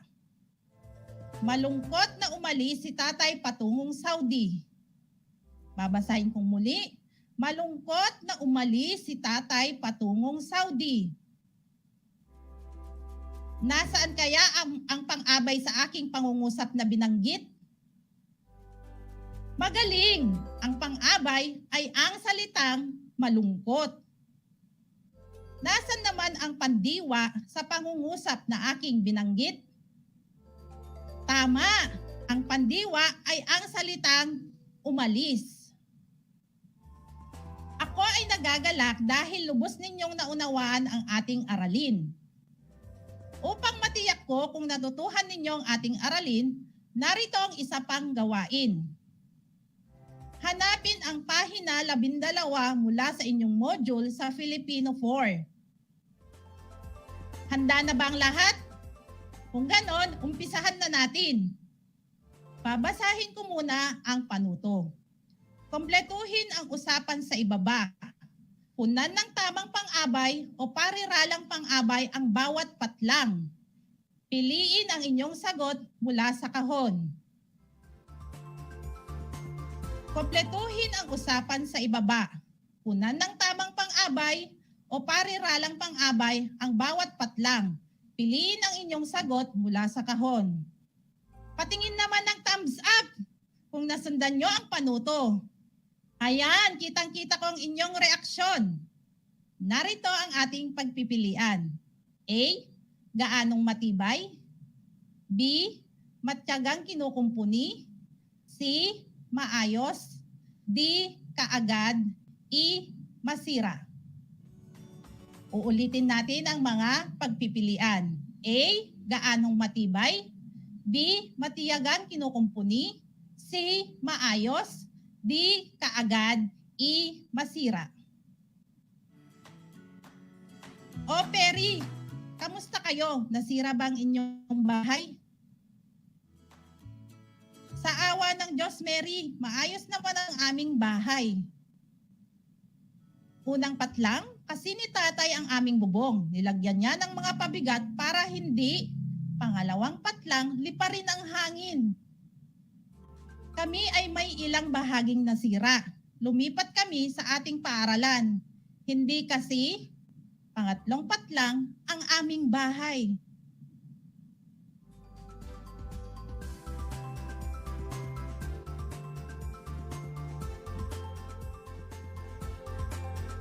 Tamang ginawa ninyo para ligtas kayo. Pang-apat na patlang, ang inyong bahay. Nabasa ba ang mga module mo? Sinigurado kong di mabasa. Binalot ko sa plastic. Inilagay ko sa lugar na hindi ito mababasa. Dapat nating pangalagaan ng ang panghuling patlang ang mga kagamitan natin sa paaralan para sa atin ito.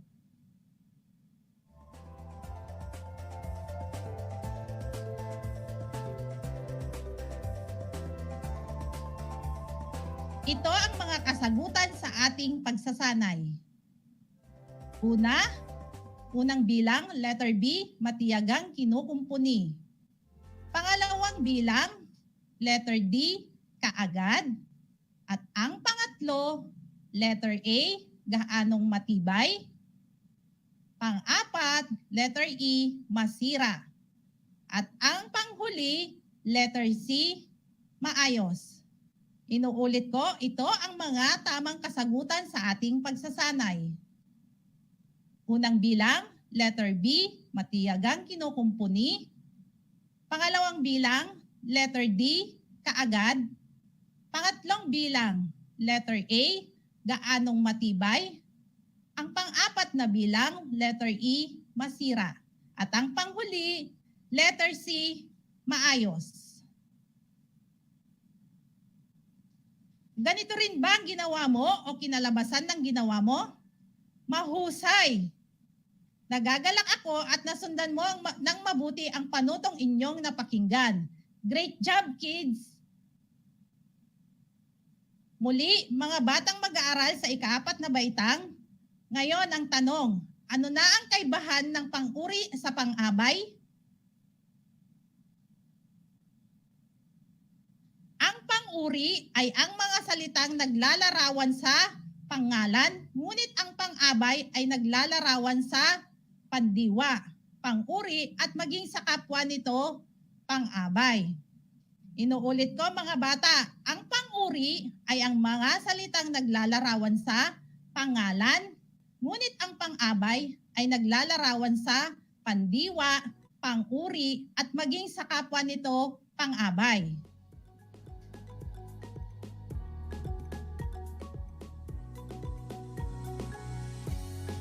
Sa pagkakataong ito, aking subukan kung naunawaan ninyo ang kaibahan ng pang-uri at pang-abay. Narito ang panuto. Isulat sa inyong sagutang papel ang PA kung ang naguhitang salita o parirala ay pang-abay at PU kung ito ay pang-uri. Uulitin natin ang panuto. Isulat sa inyong sagutang papel ang PA kung ang naguhitang salita o parirala ay pang-abay at PU kung ito ay pang-uri.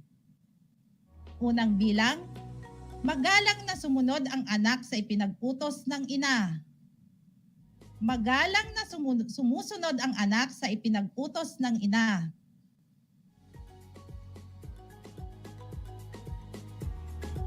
Para sa pangalawang bilang, totoong mapalad ang mga nakaligtas sa bagyo. Totoong mapalad ang mga nakaligtas sa bagyo.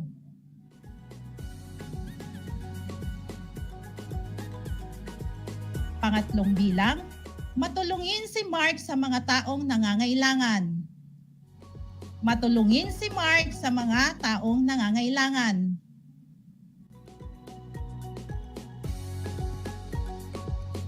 Para sa pang-apat na bilang, tapat siyang nagsisimba tuwing linggo. Uulitin natin, tapat siyang nagsisimba tuwing linggo.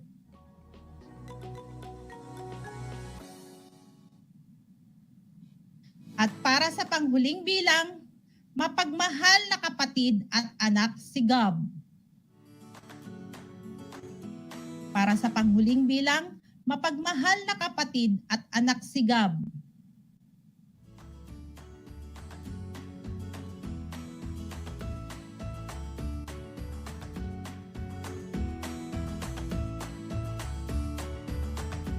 Narito ang mga wastong sagot. Para sa unang bilang, PA o pang-abay. Sa pangalawang bilang, PA o pang-abay. Para naman sa pangatlong bilang, PU o pang-uri. At para naman sa pang-apat na bilang, PA o pang-abay. At para sa panghuling bilang, PU o pang-uri. Ulitin natin ang mga wastong sagot. Para sa unang bilang, PA. Pangalawang bilang, PA o pang-abay. Sa pangatlong pangbilang, PU o pang-uri. At para sa pang-apat na bilang, PA o pang-abay. Para naman sa huling bilang, PU o pang-uri. Sino ang nakakuha ng perfect score? Good job! Sa inyo at sa mga hindi naman nakuha ng tamang sagot, mag-aral pang mabuti. Ngayon ay nais kong ilagay nyo ang inyong learning activity sheet, papel at ballpen sa loob ng inyong envelope. Ilagay ito ng maayos at iwasang matupi o madumihan ang mga ito. Dahil titignan ng inyong guro sa Filipino ang mga papel na inyong nasagutan sa ating talakayan. Ako ay nagagalak dahil lubos ninyong naunawaan ang ating aralin. Ngayon, ay nais kong ayusin na ninyo ang inyong mga ginamit at siguraduhing ilalagay ito sa tamang lalagyan. Masaya ako at nakasama ko kayo ngayong araw. Muli, ito ang inyong guro, Ginang Resi Ponceja Sabado, nagsasabing mag-aral na mabuti dahil abakada. Ako bibo kasi dapat para sa iyong sarili at sa bayan. Para sa mga iba pang aralin, inaanyayahan ko kayong muli na makinig at manood sa mga programang hatid ng RTV Channel 26 at DZTC Radyo Pilipino Tarlac. Huwag ding kalilimutang i-like at i-follow ang ating FB page. Hanggang sa muli, laging mag-iingat. God bless us all.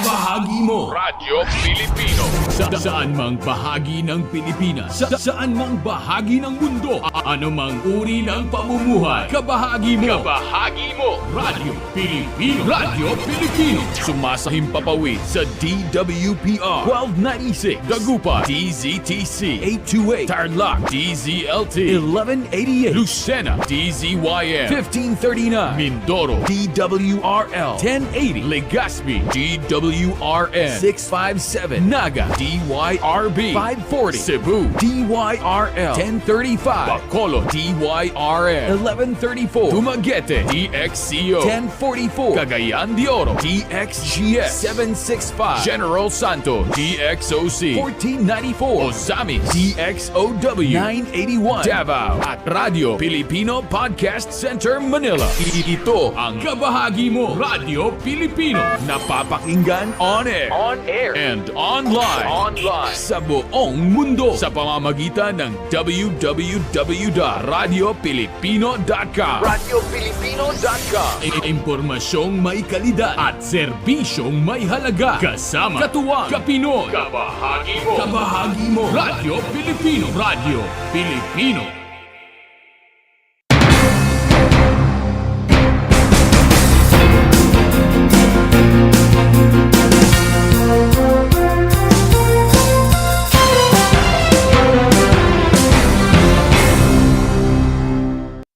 Kumusta mga giliw kong tagapakinig? Nagbabalik ang inyong paaralang panghimpapawid, Aral TarlakHenyo sa RTV Tarlac, Channel 26 at sa bayang naririnig sa DZTC 828 Radyo Pilipino Tarlac. Tayo rin ay napapanood sa FB Live ng RTV Tarlac Channel 26. Sumasahimpapawid mula sa bayan ng Pura Tarlac, mula sa bayan ng San Clemente, mula rito sa Porok Elementary School, Pura Tarlac, sa bayan ng Kapas Tarlac. Ako, ang inyong guro, na maghahatid sa inyo ng makabuluhang pagtalakay sa ating aralin.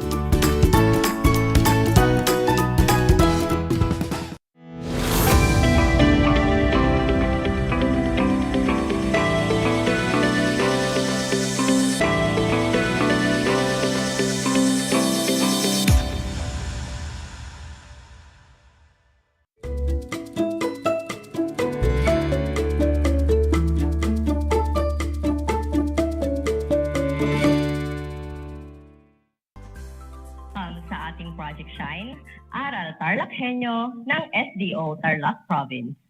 Dito sa RTV Tarlac, Channel 26. Sa Converge Cable TV, Channel 100 at sa bayang napapakinggan sa DZTC 828 Radyo Pilipino Tarlac. Magandang buhay, mabuting tao. Kumusta kayo, mga giliw kong tagapakinig? Ang aking pagbati at paghanga sa inyong pagpapahalaga sa edukasyon at sa pagpupursiging matapos ito ng nagtatagumpay sa kabila ng hamon ng pandemya. Ako ang inyong guro sa edukasyon sa pagpapakatao sa ikalimang baitang, Ginang Kathleen D. Valeriano. Sumasahimpapawid mula sa bayan ng San Clemente na sasamahan at gagabayan ka sa Most Essential Learning Competency na nakapagpapakita ng magagandang halimbawa ng pagiging responsableng tagapangalaga ng kapaligiran, katulad ng pagiging mapanagutan. Natitiyak ko na kayo ay handang-handa na para sa ating bagong aralin sa araw na ito, na may pamagat na pangangalaga ng kalikasan, responsibilidad ko. Maging alerto at listo sa anumang impormasyong magbibigay sa atin ng inspirasyon, pag-asa at aral sa buhay na makatutulong sa pagiging mabuting tao. Bago tayo magsimula sa ating aralin, ating balikan ang inyong napag-aralan noong nakaraan. Naaalala niyo pa ba kung paano natin hinihiwalay o sinesegregate ang ating mga basura? Kung ang sagot mo ay oo, mahusay. Ang ating mga basura ay dapat nating paghiwa-hiwalayin o i-segregate. Maaaring ihiwalay ang basura ayon sa uri nito. Pwedeng ito ay nabubulok, di nabubulok, recyclable, at infectious, kagaya ng ating mga nagamit ng face mask at face shield. Bago tayo magtungo sa ating aralin, pakinggan ang sumusunod na pangungusap. Tukuyin kung ito ba ay nagpapakita ng malasakit sa kapaligiran o hindi. Para naman sa ating mga manonood sa Facebook Live ng RTV Tarlac, Channel 26, tignan ang larawan at tukuyin kung ito ba ay nagpapakita ng malasakit sa kapaligiran o hindi. Para sa unang bilang, si Ana ay nagsisegregate ng kanilang basura. Ito ba ay nagpapakita ng malasakit sa kapaligiran? Kung ang sagot mo ay oo, magaling. Ang pagsesegregate ng basura ay isang paraan upang pangalagaan ang ating kapaligiran. Ihiwalay ang ating basura sa nabubulok, di nabubulok, recyclable, at infectious. Para naman sa ikalawang bilang, ang sasakyan ni Mang Celso ay nagbubuga ng maitim na usok. Ito ba ay nagpapakita ng pagmamalasakit sa kapaligiran? Kung ang sagot mo ay hindi, tama ang iyong sagot. Ang maitim na usok mula sa mga sasakyan ay nakasisira ng kalidad ng hangin. Kapag nakita nating maitim na ang usok na nagmumula sa ating sasakyan, agad natin itong ipakumpuni.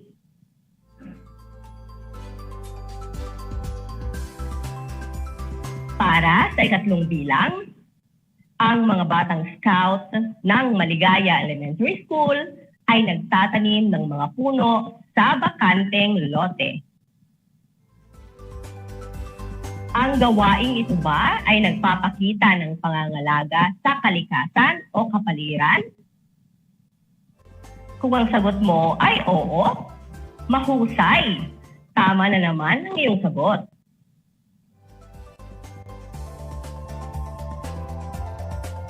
Para sa pang-apat na bilang, walang habas na pinutol ng mga magtotroso ang mga puno sa bundok.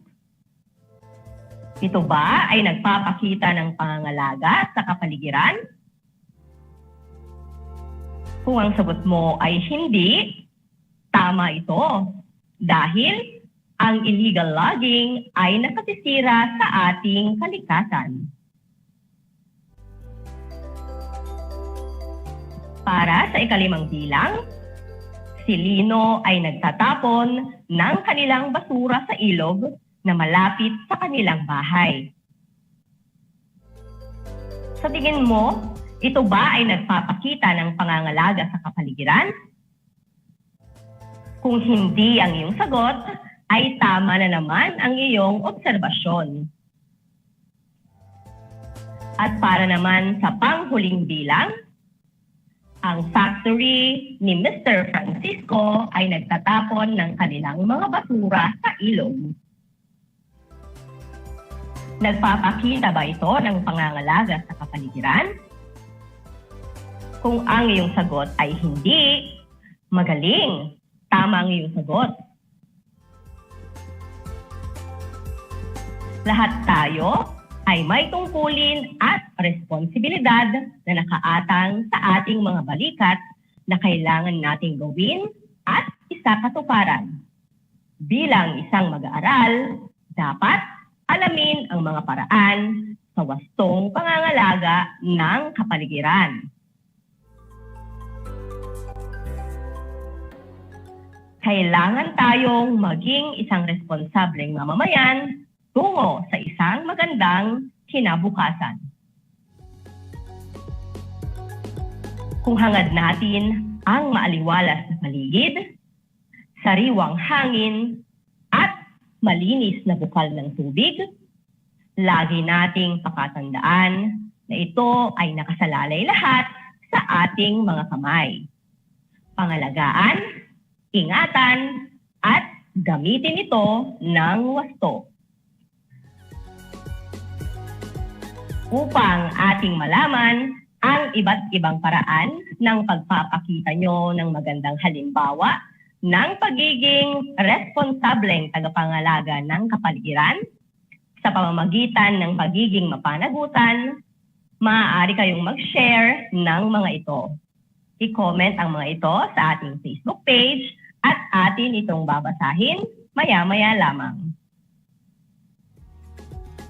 At tayo pa rin ay napapakinggan sa DZTC 828 Radio Pilipino Tarlac at sabayang napapanood sa Facebook page ng RTV Tarlac, Channel 26 at sa Converge Cable TV, Channel 100. Mga anak, mahilig ba kayong magbasa o makinig ng kwento tungkol sa pangangalaga ng kapaligiran?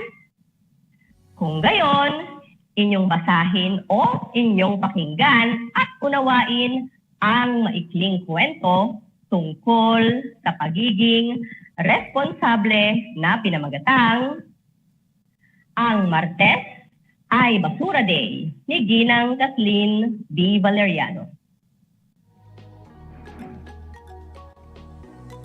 Habang nasa loob ng bahay si Lara, ay narinig niya ang isang anunsyo mula sa kapitan ng kanilang barangay. Kami po ay nakikiusap sa lahat ng ating mga kabarangay na i-segregate natin ang ating mga basura.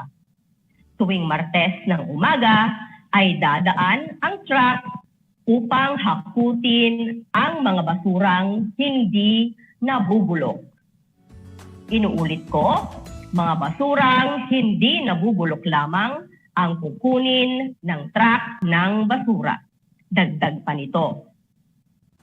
Agad pinuntahan ni Lara ang kanyang nanay. Nanay, narinig mo ba ang anunsyo ni Kapitan? Ang tanong nito. Oo anak, ang sabi naman ni Aling Mila. Kaya mula ngayon, dapat matuto kang mag-segregate ng ating basura. Ikaw ang nakatoka sa paglalagay ng mga basurang hindi nabubulok upang kolektahin ng truck ng basura tuwing araw ng Martes. Nay, alam ko na po kung paano mag-segregate o kung paano paghiwa-hiwalayin ang basura. Natutuhan ko ito sa aming leksyon sa science. Ang sagot ni Lara. Mabuti naman kung ganon. Dahil ang pagsisegregate ng basura at pagtatapon nito sa tamang lalagyan ang isang tanda ng ating pagiging mapanagutan. Dagdag ng kanyang ina. Simula po ngayon, responsibilidad ko na ang paglalagay ng mga basurang hindi nabubulok sa truck ng basura. Simula po ngayon, ang Martes ay Basura Day. Masayang sigaw ni Lara. Sa kwentong inyong napakinggan, makikita natin na si Lara ay isang batang responsableng tagapangalaga ng kapaligiran. Dahil sa kanyang murang edad, alam na niya ang mga dapat gawin upang pangalagaan ang ating kapaligiran. Kayo, anong araw ang basura din ninyo? I-comment na yan sa ating Facebook page. Ang pangangalaga ng kapaligiran ay napakahalaga. Ito ay dapat bigyan ng pansin at hindi pinababayaan.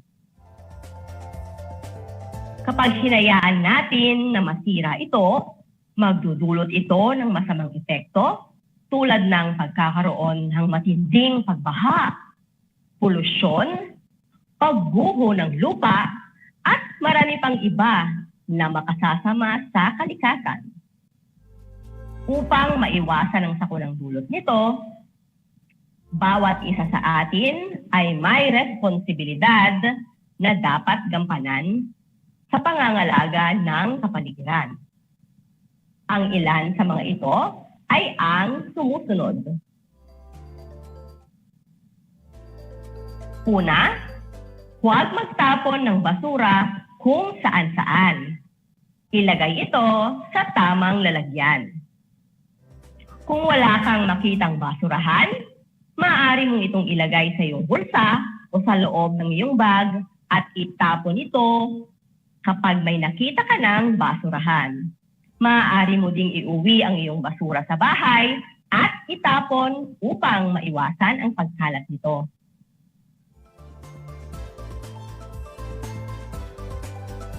Ikalawa, magtanim ng mga puno at halaman na makatutulong upang maging sariwa at malinis ang hangin. Ang mga puno at halaman ay makatutulong upang maging kaaya-aya at maaliwalas ang ating paligid. Tumutulong din sila upang maging malinis ang hangin na ating nilalanghap. Maaari kang magtanim ng puno, gulay, at mga halamang ornamental sa ating mga bakuran. Ikatlo, panatilihing malinis ang mga daluyan ng tubig. Huwag magtapon ng basura sa ilog. Panatilihing malinis ito dahil basura ang dahilan ng pagkakaroon ng maruming daluyan ng tubig. Huwag ding magtapon ng mga patay na hayop sa ating mga ilog at sapa. Ika-4 na paraan, pakikiisa sa mga programang pangkapaligiran.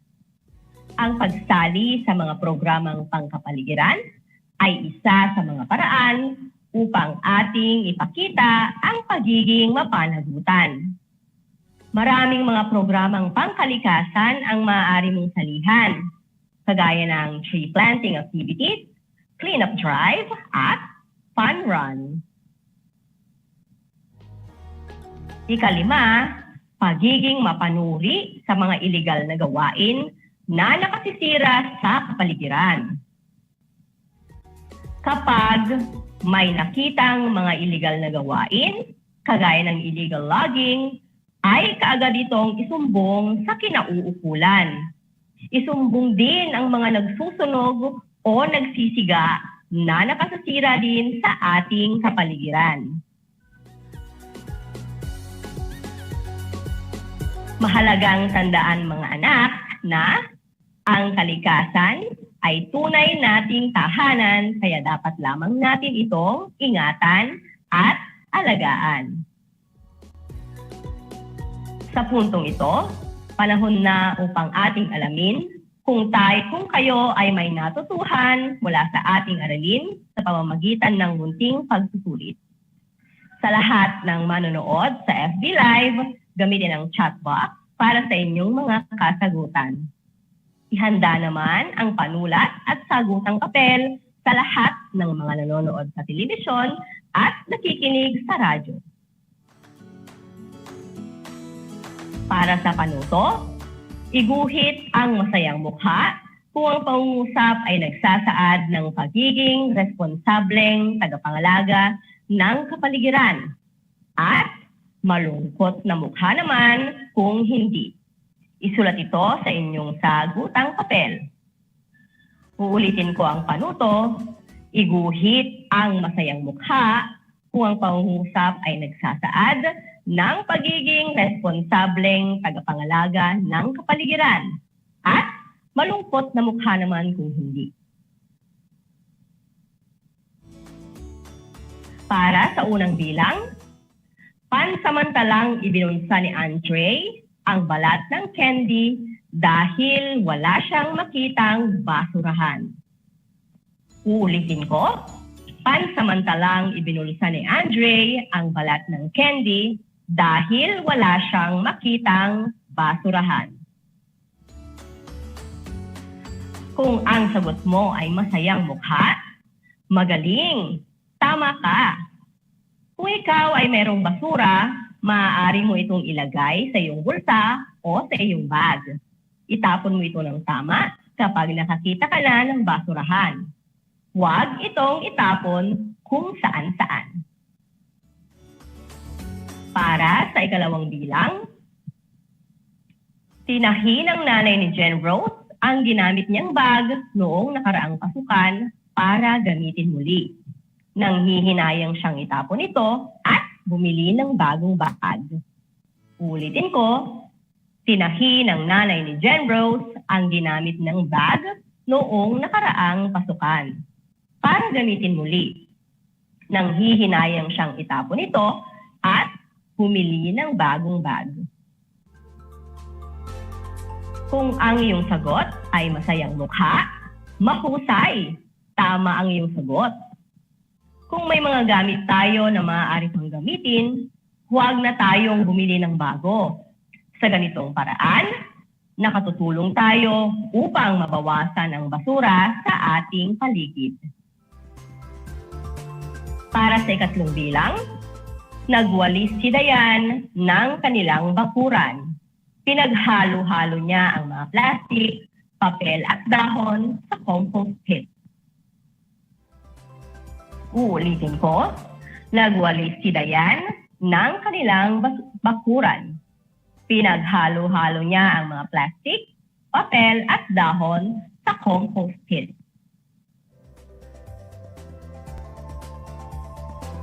Kung ang sagot mo ay malungkot na mukha, magaling, nakasusunod ka nga sa ating aralin. Dahil ang ating basura ay dapat nating segregate o paghiwa-hiwalayin. Dapat ihiwalay ang mga basurang nabubulok, di nabubulok, recyclable, at infectious.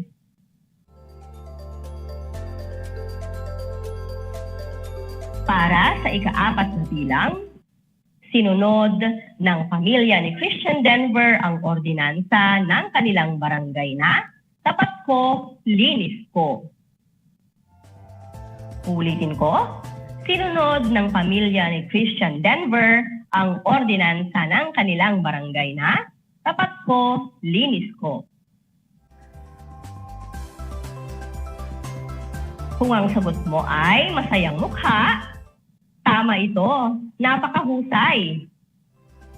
Ang pagsali sa mga programang pangkalikasan, kagaya ng tapat ko, linis ko, ay isang paraan ng pagpapakita ng pagiging mapanagutan.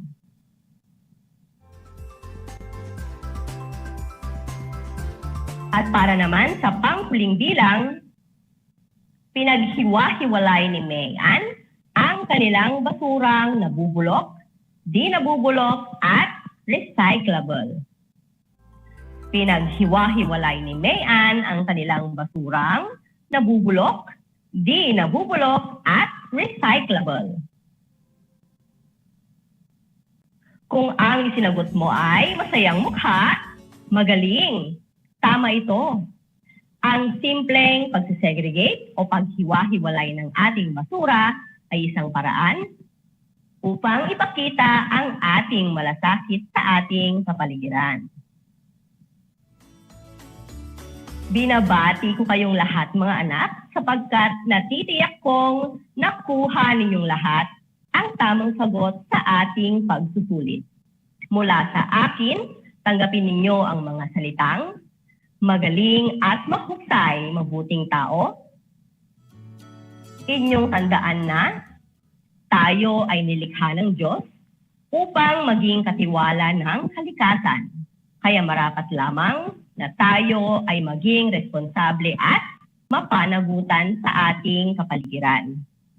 Ang pagiging mapanagutan ay nangangahulugan ng pagiging responsable. Mga anak, ako ay naghanda ng inyong gawain at refleksyon sa inyong learning activity sheet. Inaasahan ko na ito ay inyong sasagutan ng buong sigasig at sa abot ng inyong makakaya. Sakali man na kailanganin ninyo ang patnubay ng inyong kapamilya at guro, huwag kayong mag-atubili na sila ay tawagan upang kayo ay magabayan ng tama. At dito nagtatapos ang ating masarap na kwentuhan at masayang radyo, TV, FB Aralan. Panalangin ko na anumang konsepto, higit lalo ang mga aral sa buhay na inyong natutuhan sa araw na ito ay inyong maisasabuhay sa araw-araw. Muli, ako ang inyong guro sa edukasyon sa pagpapakatao sa ikalimang baitang, Ginang Kathleen D. Valeriano. Sumasahim papawid mula sa bayan ng San Clemente na nagpapaalalang piliing maging mabuting tao ng panahon at pagkakataon. Hanggang sa muli.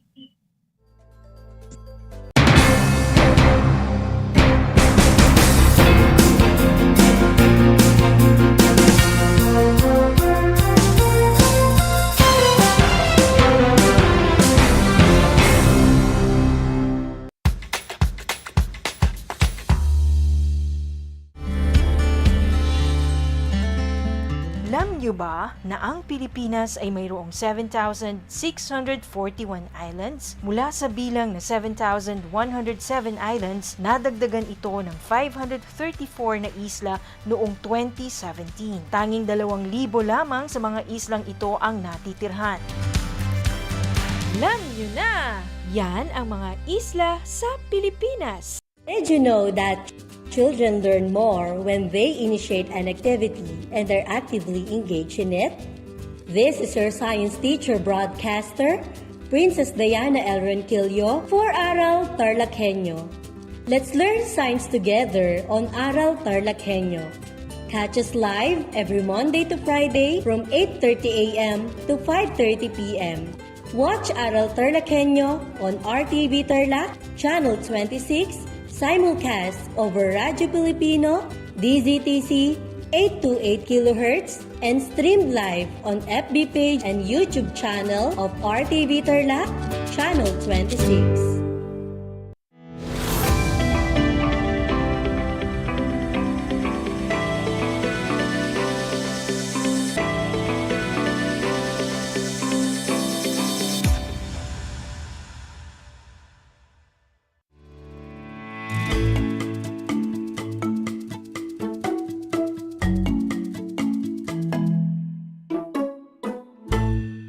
Good day, learners! Welcome to Aral TarlakHenyo here on RTV Tarlac, Channel 26, simulcast over DZTC 828 AM station, Radyo Pilipino Tarlac, and Converge TV, Channel 100, broadcasting live here at Pura Tarlac. This is Natalie Don C. Laroya, your teacher broadcaster for Science Grade 5. How are you today, kids? I am glad to know that you are doing great and that you are excited to learn new things despite the effects of the pandemic in our learning setup. I would like to invite you to join me in a scientific experience at home. Today, we are about to explore another lesson in third quarter in Science Grade 5. Are you ready to join me for today's lesson? Come on! I want you to prepare your modules in Science 5. Also, kindly prepare your pen and notebook so that you may take down notes as we go along with our lesson. Do you have it now? Great! Make sure that you are in a comfortable place, far from noise, so that you can hear me clearly while listening to this broadcast. Today, we are going to discover and review why some materials are good conductors of heat and electricity.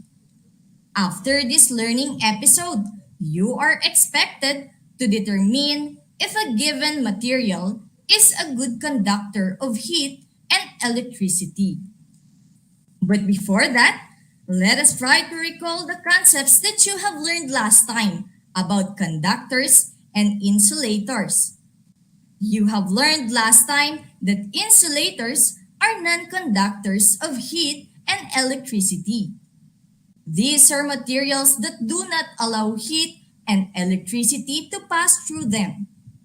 On the other hand, conductors are materials that allow electricity and heat to flow freely, allowing electricity and heat to be transferred from the source through them. Now, grade 5 pupils, let us have a review of some of the conductors being tackled last time. Get your pen and paper and try to guess the given picture by rearranging the jumbled letters to form the correct word. Or, for those watching via FB Live, you can type your answer in the comments section. I repeat, guess the given picture by rearranging the jumbled letters to form the correct word. Write your answer on a piece of paper or type it in the comments section. Are you ready, scientific kids? Let's start. Number 1. It is a metal that is commonly used in electrical wires because of its high conductivity. Here is a clue. The word starts with letter C and ends with letter R. Again, it is a metal that is commonly used in electrical wires because of its high conductivity. What is it? Let's check your answers. The answer is copper. Cool! Copper wires are widely used for electrical wiring because they are ductile and are good conductors of electricity. Let us have the second picture. It has higher conductivity than copper, but it is very expensive to be used for commercial purposes. It can be used in special equipment like satellites. Let me give you a clue. The word starts with letter S and ends with letter R. And the answer is silver. Superb! Silver is the best conductor of electricity because it contains a higher number of movable atoms or free electrons. For a material to be a good conductor, the electricity passed through, it must be able to move the electrons. The more free the electrons in a metal, the greater its conductivity. Let us have number 3. It is one of only 4 elements with cobalt, iron, and gadolinium that are ferromagnetic at room temperature. Ferromagnetic means magnetized easily. The word starts with N and ends with L. I repeat, the word starts with N and ends with L. What is the word, kids?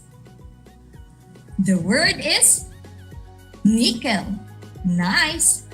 Nickel is fairly good conductor of electricity and heat.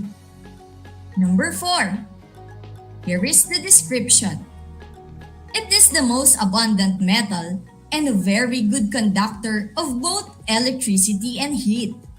The word starts with letter A and ends with letter M. And the answer is aluminum. Awesome! Most insulated power cables in supply systems are aluminum cables. Okay, scientific kids, let us have the last number. Let me describe it.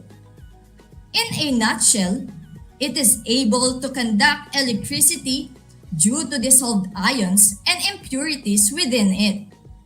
The word starts with W and ends with letter R. And the answer is water. Wow! Good job! Water doesn't need to have a large amount of impurities to act as a good conductor of electricity. Even a small amount of ions can enable a source of water to conduct electric current. Okay, kids, did you get a perfect score? Good job! Now, Let us study the pictures that I will flash in order to understand more why some materials are good conductors of heat and electricity. Are you ready to learn scientific, kids? Great! But before that, let us review some concepts for us to understand the lesson more. Let's start with the word conduct. In science, conduct means transfer of something. And the materials that transfer something through themselves from one place to another are called conductors. This something could be heat or electricity. Now, let us study the picture. This is a simple circuit. Here, a 1.5 volt cell is connected with the bulb with the help of copper wires. How exactly is the current flowing in the circuit? Can you name what material through which current is flowing? Which one of the materials in the picture serves as conductor? Can you name it, kids? For those watching via FB Live, you can type your answer in the comment section. Again, which of the materials in the picture serves as conductor? Yes, you are right. Copper wires. Cool. Electric current is flowing through the copper wires from the positive to the negative terminal. So what can we conclude from this? That's right. Copper is the conductor of electricity, since it allows the electricity to flow through it. Now kids, let us study the next picture. Instead of copper wires, what if we use threads in the circuit? Will the bulb glow or light in that case? You can type yes or no in the comment section. Or you can simply write your answers on a piece of paper. Again, instead of copper wires, what if we use threads in the circuit? Will the bulb glow or light in that case? You are right. No, it won't. The bulb will not glow or light because the electric current cannot flow through a piece of thread, because a thread is an insulator. As mentioned earlier, insulators are materials which do not allow electric current to flow through them. Now, let us try the next picture and decide whether the bulb will light or won't, and whether the material is insulator or conductor. Look at this picture. What if we use aluminum wires in the circuit? Will the bulb light? Is it yes or no? Yes, you are right. The bulb will glow or light because we all know that metals conduct electricity, and aluminum is a metal that allows electric current to flow through it. This area in the bulb is made of metal. If we connect the wire anywhere in this region, the bulb will still glow or light. It transfers the electricity to the terminal of the bulb and inside. Let us test further the conductivity of other materials. Just type yes or no in the comment section. Or you can simply write your answers on a piece of paper. In this picture, let us break the circuit by cutting the copper wire. At this point, I want you to notice that there is nothing present in the region that can transfer the electrical energy from one side to the other. But there is air in the region. So what can you infer from this? Will the bulb light in the presence of air? Is it yes or no? The answer is Incorrect. The answer is no. Air is an insulator. It does not conduct electricity. How about this one? Iron nail. If we tie up both the ends of the wires at the two ends of iron nail, will the bulb light or glow? Yes or no? The answer is yes. Good job, kids. Iron nail is a conductor of electricity. The electric current is flowing through the iron nail, so the circuit is complete and the bulb lights up. This proves that iron is a conductor of electricity. Okay, kids, I have a trivia. Did you know that the human body is also a conductor of electricity? It is a very good conductor. It is the reason why you get an electric shock if you are not careful. The electric current flows through a body towards the earth. All right, kids, now that you learned about materials as good conductors of heat and electricity, it is now time for you to apply what you learned through an activity. But before the activity, let us differentiate further an insulator and conductor through an illustration for you to understand the concepts better. Why some materials are good conductors of electricity or heat? Let us discover the answer by looking inside the insulators and conductors. We know that all materials are made up of atoms, and every atom has a nucleus in the center and electrons moving around that nucleus. In conductors, electrons are very loosely bound to the nucleus. They can move freely, and there is no resistance in them. But in insulators, electrons can't move freely. So, in insulators, everything is stopped or stopped. Neither nucleus nor electrons can move. In conductors, only nucleus is fixed while electrons can move. And these are called free electrons. And movement of electrons is called current or electricity. That is why current can flow through the conductors. Okay, kids, you are now ready to do the activity. Let's start. Here is the direction. Choose the letter of the correct answer as described in the statement. Write it on a piece of paper or type it in the comments section. Don't forget to put number in your answer to avoid confusion. Again, choose the letter of the correct answer as described in the statement. Write it on a piece of paper or type in the comments section. Don't forget to put number in your answer to avoid confusion. Are you ready? Okay, let's have the first number. Why are electric wires usually made up of copper? Is it because A, copper is a good insulator? Or B, copper is a good conductor? Or C, copper is a poor conductor?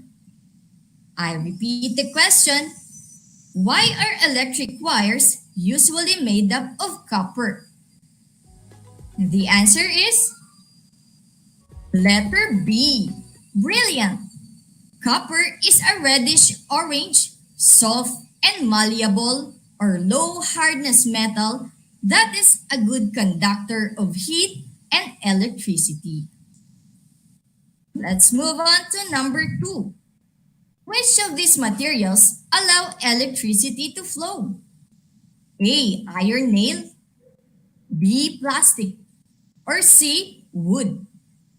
Again, which of these materials allow electricity to flow? And the answer is letter A. Awesome! Iron nail is a good conductor of electricity and heat. And number 3, which of these materials do not allow electricity to pass through? A. Gold, B. Bronze, or C. Rubber? Again, which of these materials do not allow electricity to pass through? And the answer is letter C. Cool. Insulators do not allow electricity to pass through. Rubber is known to be an insulator because rubber can limit the transfer of electricity.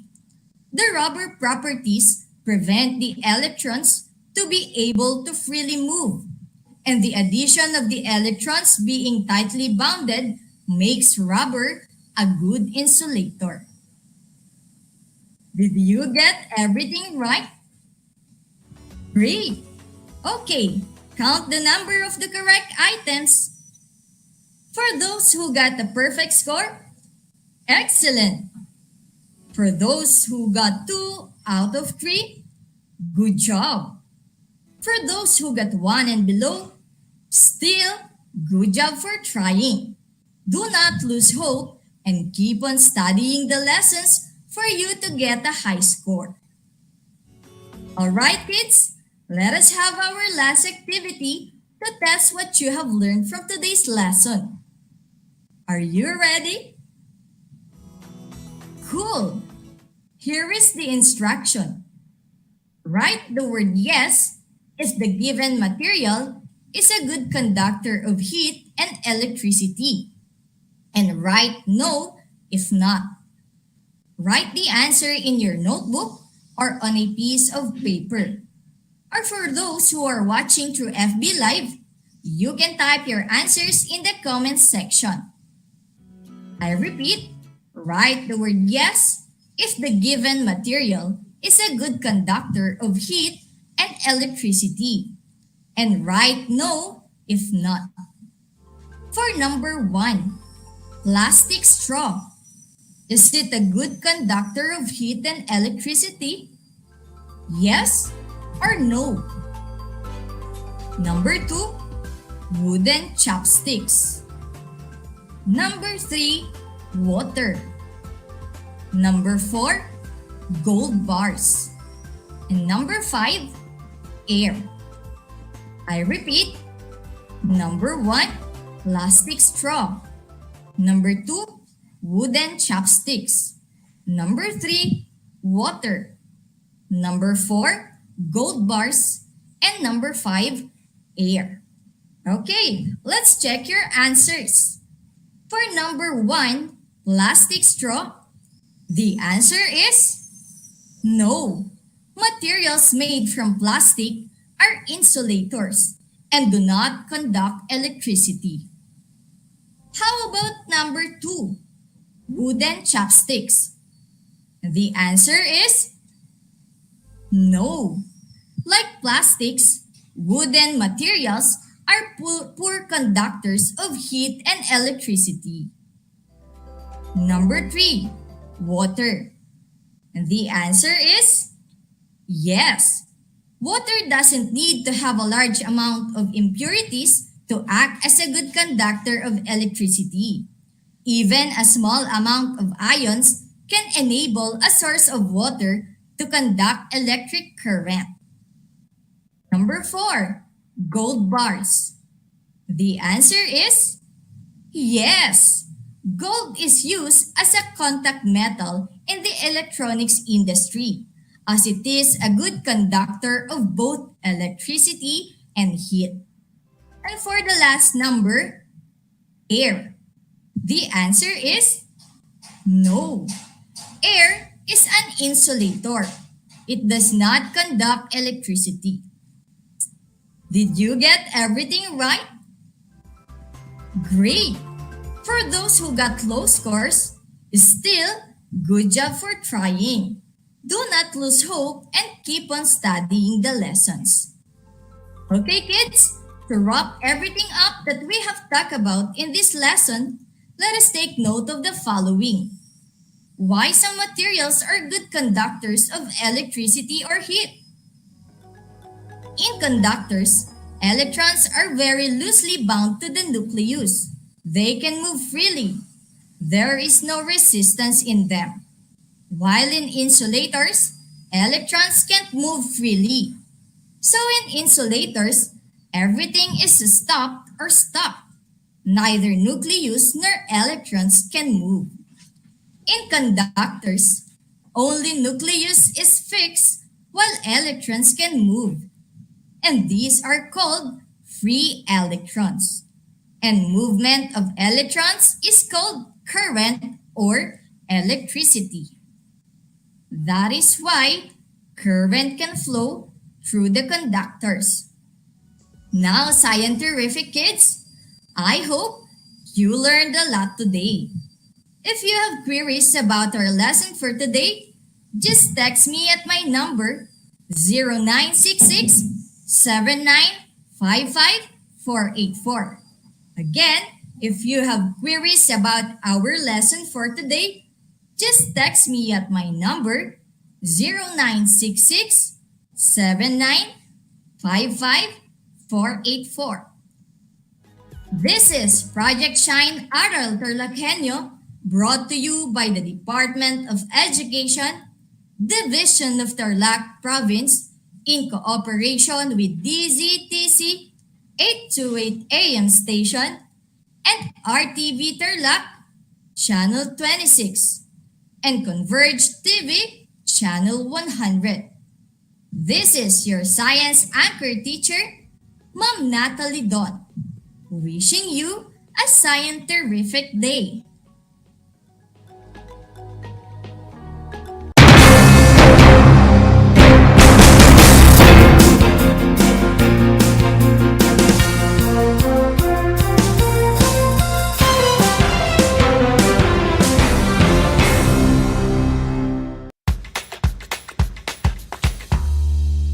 Alam niyo ba na ang whale shark ay hindi isang whale? Ang whale shark o butanding ay kinikilalang world's largest fish at tinatawag gentle giants. May sukat itong 12 meters. Maliliit ang ngipin ng butanding, kaya naman planktons o maliliit na hipon at isda lang ang kaya nilang kainin. Simula noong 2011, marami nang nahumaling mag-whale shark watching sa Oslo, Cebu. Alam niyo na, yan ang whale shark! Upang matugunan ang mga kinakaharap na pagsubok ng mga guro at mag-aaral sa gitna ng kasalukuyang pandemya, nagsanib tulong sina Congressman Charlie Cojuangco ng unang distrito ng Tarlac, DEPED Region 3 Regional Director Dr. May B. Eclar at Tarlac Schools Division Superintendent Dr. Ronaldo Pozon para sa isang napapanahong proyekto na tinaguriang Project Shine Aral TarlakHenyo. Ang mga mag-aaral ng Grade 4 at Grade 5, ganon din ang Grades 8 and 9 sa buong probinsya ng Tarlac, kasalukuyang sumasailalim sa radio-based instruction. Katuwang ang himpilang DZTZ 828 kHz AM at RTV Tarlac, Channel 26. Ang Tarlac po nangunguna po ngayon pagdating po sa radio-based instruction. Marami pong humahanga sa atin. I'm very happy this station, itong DCTC, could reach the whole of Region 3. Hindi natin alam. We are contributing. We are creating a very big dent in the history of Philippine education. And I am proud. I am here in Tarlac. This is the noble cause of education in which you and I, without you knowing it, we are bound to do.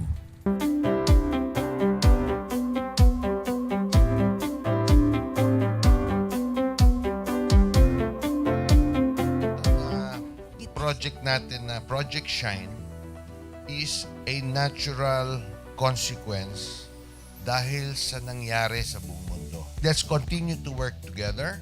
I think it's very Filipino to practice bayanihan in anything or most of the things that we do. And this is a manifestation of that. No? We have private sector, we have DEPED, we have local government, all working together And I hope the parents of some of these children, especially the parents that did not graduate from school or hindi nakapag-aral nung sila ay bata, sana naman gamitin na nila itong opportunity na mag-schooling na rin sila kasama ng mga anak nila para mag-bonding pati ang mga magulang sa mga bata. I look at this as doing God's work. Diba? So if you do God's work, it feels right. It's righteous. It's for good, not for evil.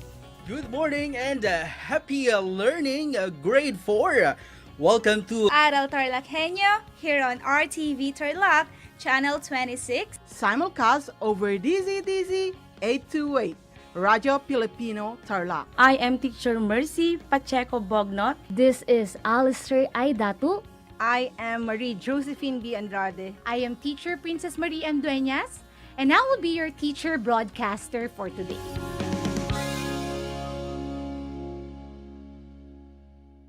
Multiply 1089 by 9, you will get an answer, the exact reverse, which is 9801. My name is JRP Duldulao, your teacher broadcaster on Aral TarlakHenyo. For more math trivia and answers to your math questions, catch Aral TarlakHenyo every Monday to Friday from 8:30 a.m. to 5:30 p.m. Learning math is so much fun!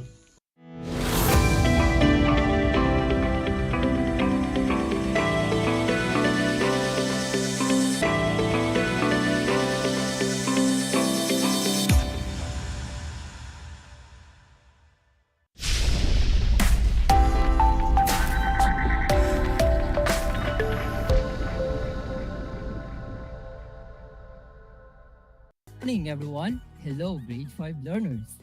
Welcome to Aral TarlakHenyo here on RTV Tarlac, Channel 26. Simulcast over DZTZ 828 Radio Filipino Tarlac and Channel 100 for Converge Cable TV subscribers. And of course, don't forget our official Facebook page of RTV Tarlac, Channel 26. I am Michael V. Eugenio, your teacher broadcaster for Mathematics Grade 5, broadcasting live here at San Jose Tarlac via Google Meet. And I will be with you as we explore the wonderful world of mathematics. Good day, Grade 5 learners.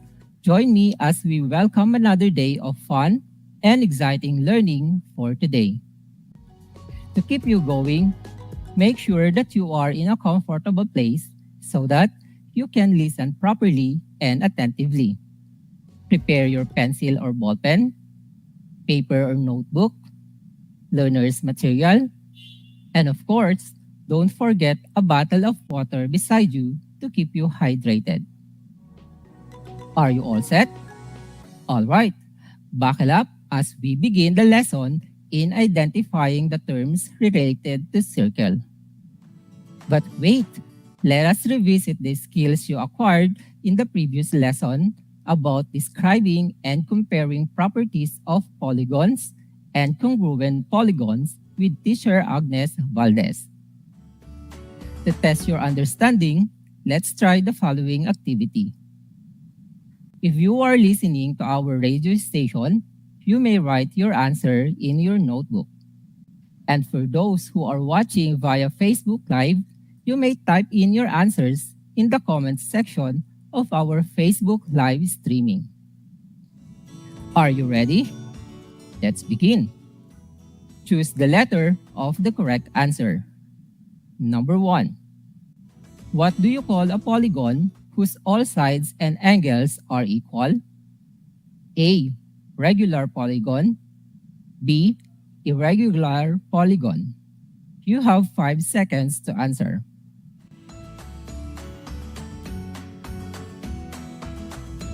Time's up, and the answer is, you are correct. Letter A, regular polygon. Number 2, it is a polygon with unequal sides or angles. A, regular polygon. B, irregular polygon. Time to answer.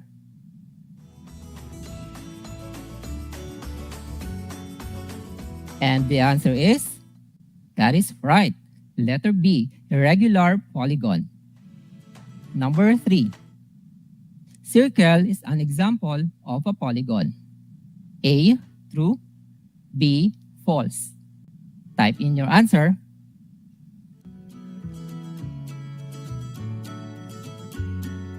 And the answer is correct.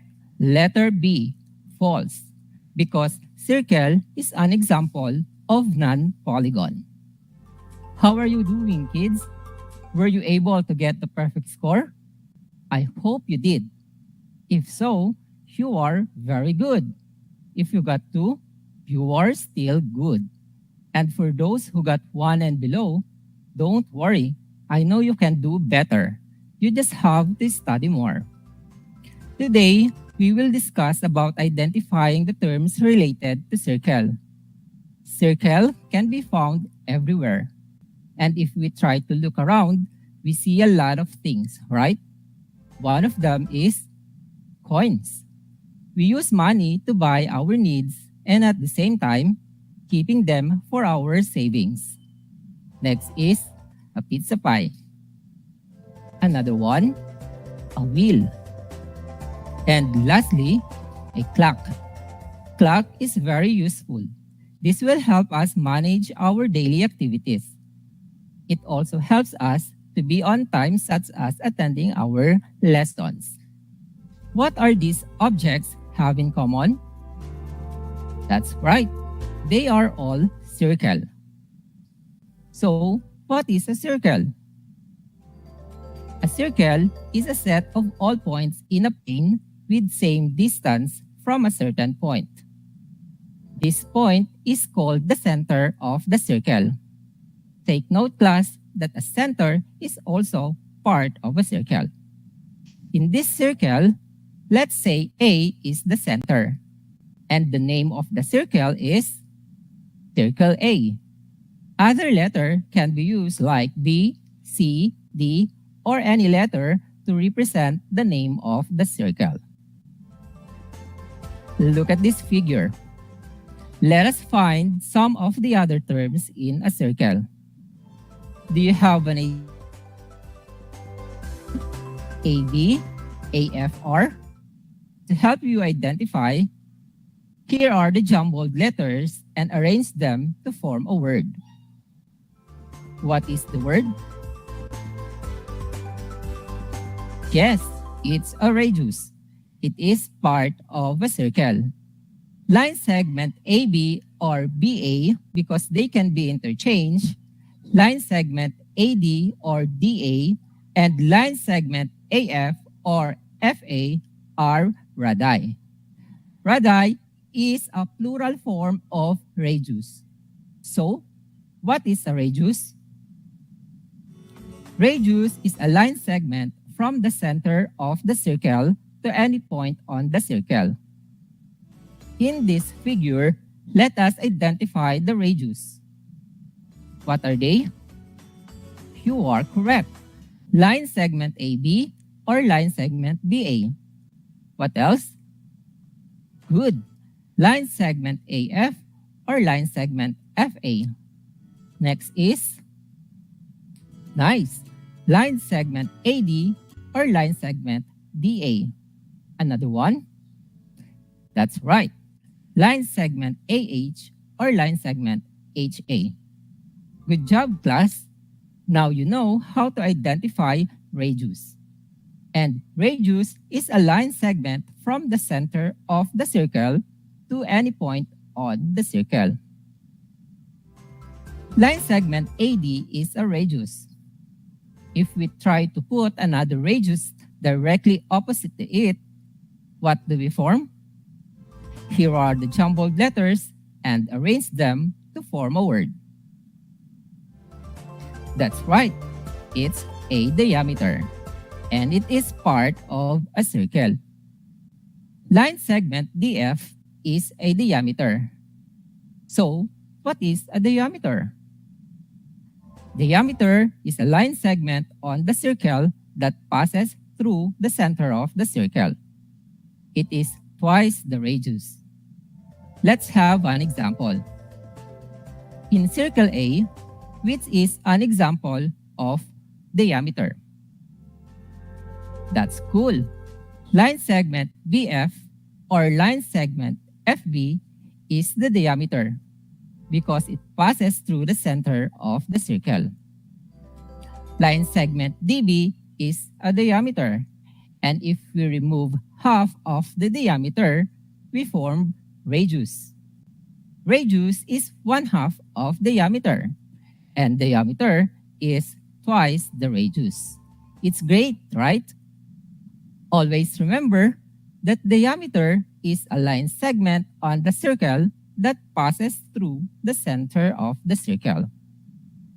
Moving on, what do you think is the name of line segment CE and line segment BG? To help you find it, here is the clue word. What did you form? That is right. It's a chord. Chord is part of a circle. Line segment CE and line segment BG are chords. So, what is a chord? Chord is a line segment joining 2 points on a circle. Let's have an example. Identify the chords on the circle. What are they? Yes, line segment CE or line segment EC. What else? Correct. Line segment BG or line segment GB. Another one? That's nice. Line segment BF or line segment FB. As you can see, line segment BF is the longest chord and it is a diameter. Good job, kids! How about this angle CAD? When we say angle, it is a combination of two rays with a common endpoint, which is known as vertex.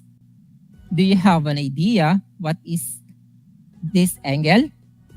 To help you identify, here is the clue word. What did you form? That's right. It's a central angle. It is part of a circle. Angle CAD or angle DAC is a central angle. What is the central angle? Central angle is an angle formed by two radii. In circle A, name the central angles. Give me one. Correct. Angle BAD or angle DAB. Next one. That's right. Angle BAH or angle HAB. What else? Yes, angle HAF or angle FAH. Great job! Now you know how to identify central angle. Let's proceed to this figure. How about this angle DBC or angle CBD? Do you have an idea what this angle is? To help you identify, here are the jumbled letters and arrange them to form a word. Can you guess the word? Awesome! It's an inscribed angle. Angle DBC is an inscribed angle. What is an inscribed angle? Inscribed angle is an angle whose vertex is on the circle. It is also formed by two chords. Point B of the inscribed angle is the vertex. Let us identify the inscribed angle in the figure. What are they? Very good. Angle FBG or angle GBF. That is an inscribed angle. Congratulations, kids! You did a great job. For your next activity, let us solve the problem. The radius of a Ferris wheel is 10 meters. What is its diameter? To solve a word problem, remember the acronym UPSC, wherein U stands for understand, P for plan, S for solve, and C for check. Step 1, understand. What is asked in the problem? That is right. Our answer is diameter. Next is, what are the given facts? The given fact based on the word problem is correct. Radius, which is 10 meters. Step number 2, make a plan. Under this, you have to answer the question, what will you do to solve the problem? If you answered, multiply the radius by 2, since the diameter is twice the radius, then you are correct. Now, think, what is the number sentence? Can you tell? That's right. The answer is 10 times 2 is equal to n. For step 3, solve. Let us find the answer. Multiply 10 by 2 is equal to n. Multiply the given 10 by 2, since the diameter is twice the radius. 10 times 2 is equal to 20 meters. For step 4, check if your answer is correct. To check, divide 20 divided by 2 is equal to n. And the answer is 10 meters. The radius is 10 meters. Therefore, the diameter, which is 20 meters, is correct. How are you, grade 5 learners? I hope you're doing fine. Now you have learned how to identify the terms related to circle. To our grade 5 pupils, I admire you for being good listeners. At this point, we will be having a short recap of the lesson. What is a circle? Circle is a set of all points in a plane with the same distance from a certain point. In this figure, point A is the center of the circle, and so the name of the circle is Circle A. The terms or parts related to circle are chord, diameter, radius, central angle, and inscribed angle. There you have it, class. Math 5 learners, let's check if you are listening well. Get your ball pen and paper for our activity. For those who are listening to DZTZ 828 Radio Filipino Tarlac, you may write your answer in your notebook. And for those who are watching via Facebook Live, type in your answer in the comment section of our Facebook Live streaming. Are you ready? Let's begin. Choose the letter of the correct answer. Number 1. The diameter of the circle is twice the length of the radius. A, yes. B, no. Your 5 seconds start now.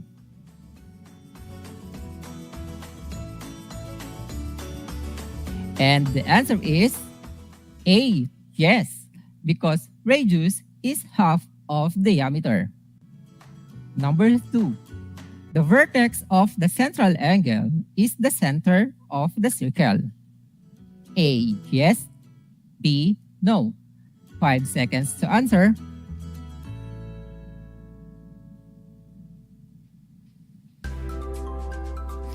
And that's right. The answer is A, yes, because a central angle is formed by 2 radii. Number 3. The radius is the longest chord in a circle. A, yes. B, no. Time to answer.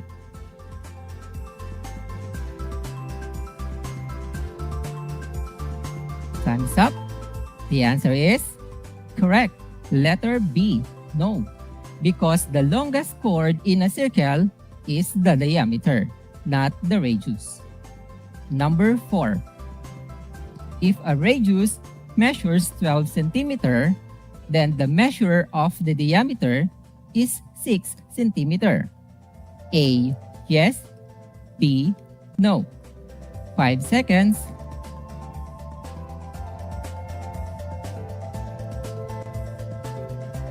Thumbs up.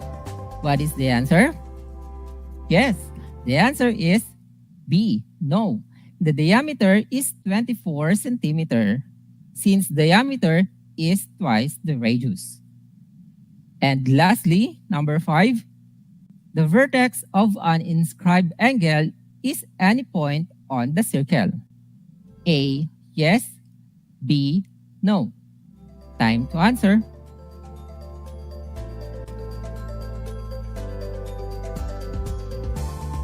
Okay, the answer is, that is right, letter A, yes. An angle whose vertex is on the circle. It is also formed by two chords. If you got 5 out of 5, then you are excellent. For activity 2, let us identify the terms related to circle. What is the center of the circle?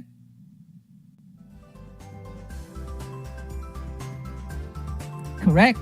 The answer is point M. Name the radius.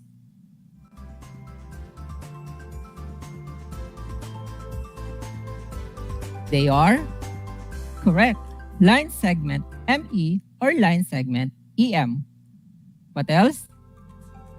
That's right. Line segment MN or line segment NM. Next is correct. Line segment MF or line segment FM. Another one. Good job. Line segment MD or line segment DM. How about this figure? What is the diameter?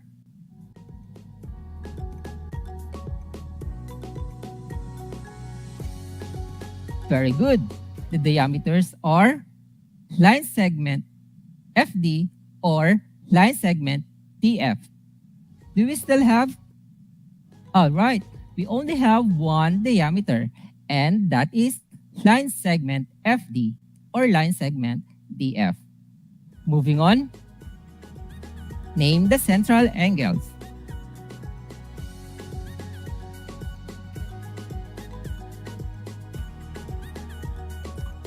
Yes, angle FME or angle EMF. What else? Nice. Angle FMN or angle NMF. Next is correct. Angle EMN or angle NME. Another one. Nice. Angle EMD or angle DME. Some more. Angle NMD or angle DMN. And lastly, angle FMD or angle DMF. Let us continue with the inscribed angle.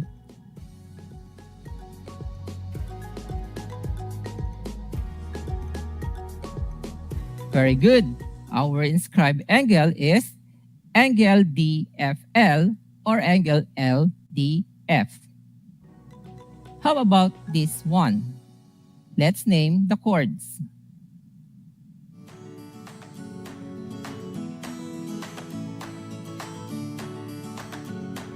Time's up. Give me one. Correct. Line segment NI or line segment IN. What else? Yes. Line segment FL or line segment LF. Next is, that's right, line segment FD or line segment TF. Congratulations, grade 5 learners. You are amazing. Give yourself a rounding applause. So, we were able to apply our understanding on identifying the terms related to circle. Let us put that understanding to the test by answering the next activity, and that will be your assigned task to do. Turn your 21st Century Mathlets 5 on Evaluate A, pages 234 to 235. I guess you are now ready to answer your activities. Dear parents and guardians, kindly assist and guide our learners in doing their tasks.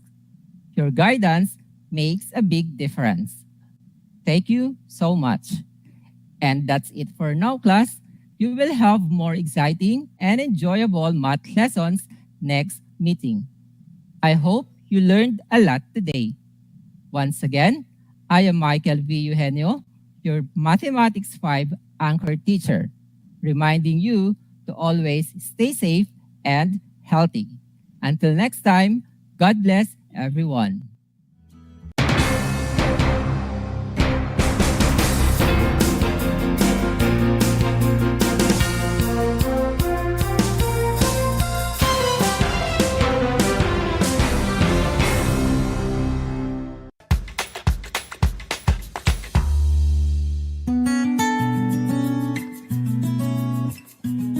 Alam niyo ba na ang kinikilalang Guinness Book of World Records holder bilang pinakamaliit na commercially harvested fish ay isang sinarapan?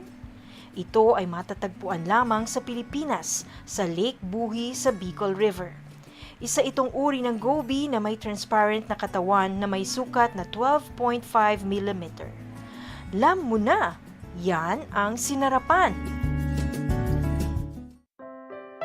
Sa ngalan ng pag-ibig, pangakong ikaw lang. Walang hindi gagawin. Walang hindi hahamakin. Paulit-ulit. Araw-araw ikaw pa rin. For richer. For poorer. In sickness and in health.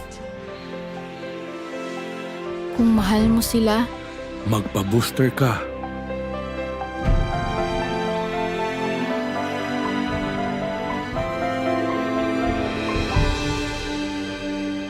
Promise. Pexman. Ligtas para sa lahat.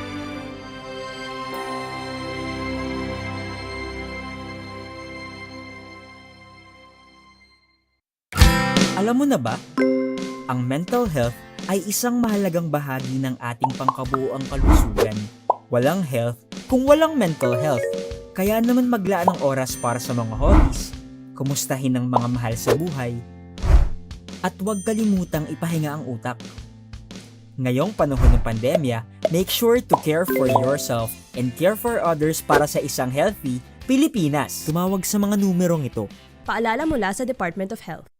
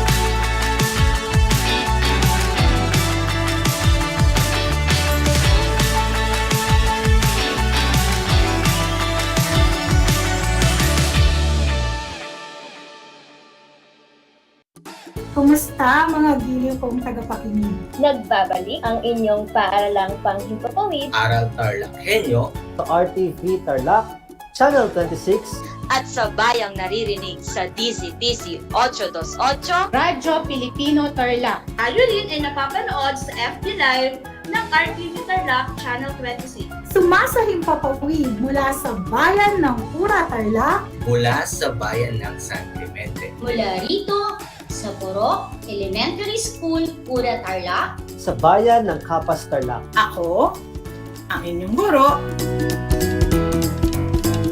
na maghahatid sa inyo ng makabuluhang pagtalakay sa ating aralin. Alam niyo ba na ang gitnang Luzon ay tinaguri ang banga ng bigas ng bayan at kamalig ng palay ng Pilipinas dahil dito nagmumula ang malaking produksyon ng bigas sa ating bansa. Ito ay binubuo ng mga lalawigan ng Aurora, Bataan, Pampanga, Nueva Ecija, Zambales at Tarlac. Ugaliin nating manood ng Aral TarlakHenyo Lunes hanggang Biyernes alas 8:30 ng umaga hanggang alas 5:30 ng hapon. Ako si Binibining Pia Isrin Capiral, ang inyong teacher broadcaster sa Araling Panlipunan dito sa Project Shine Aral TarlakHenyo. Lagi nating tandaan ang pag-aaral ng Araling Panlipunan ay tungo sa daan ng pagiging makadiyos, makakalikasan, makatao at makabansa.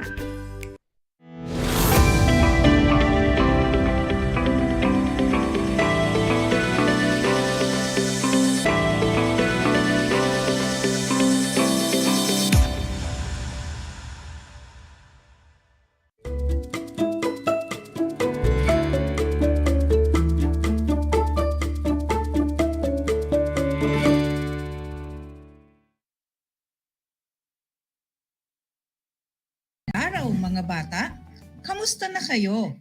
Lalong-lalo ang mga mag-aaral sa ikalimang baitang na nanunood at nakikinig sa atin sa araw na ito. Suma sa inyo ang Aral TarlakHenyo mula sa RTV Tarlac Channel 26, Converge Cable TV Channel 100 at sa bayang naririnig sa DZTC 828 Radyo Pilipino Tarlac. Napapanood rin tayo sa FB Live. Ako si Ginang Ria Marie M. Reyes, ang inyong teacher broadcaster para sa asignaturang Pilipino ng ikalimang baitang. Sumasahimpapawid dito sa bayan ng Pura. Samahan ninyo ako sa 25 minutong makabuluhang talakayan. Bago tayo magsimula sa ating mga gawain para sa araw na ito, maaari lang na ihanda ang inyong mga learners module, activity sheet at ang inyong papel at panulat. Handa na ba ang mga ito? Mabuti naman kung ganon. Ang ating aralin ngayon ay base sa Most Essential Learning Competency na nakapag-uulat tungkol sa napanood. Bago tayo dumako sa ating aralin, balikan muna natin ang aralin na natalakay noong nakaraang linggo. Tinalakay ni Teacher Myra Bernabe ang paksang nakabubuo ng mga tanong matapos mapakinggan ang isang salaysay. Narito ang panuto ng unang gawain. Pakinggan ang kwento at sikaping unawain. Pagkatapos, bumuo ka ng mga tanong gamit ang mga salitang pananong na paano, bakit, sino, ano, ilan. Bibigyan ko lang kayo ng ilang segundo upang sagutin ang gawain. Isulat ang inyong mga sagot sa learning activity sheet o sa inyong sagutang papel. Sa mga nanonood sa FB Live, maaaring i-comment ang inyong mga sagot sa ating chat box. Ang magkapatid. Ang magkapatid na sina Teng at Enjeza ay kapwa matalino. Masipag mag-aral si Teng. Mahilig manood ng telebisyon si Enjeza. Tumutulong si Teng sa mga gawaing bahay samantalang naglalaro si Enjeza. Higit na ibig ni Enjeza na maglaro samantalang pagbabasa ng mga aklat si Teng.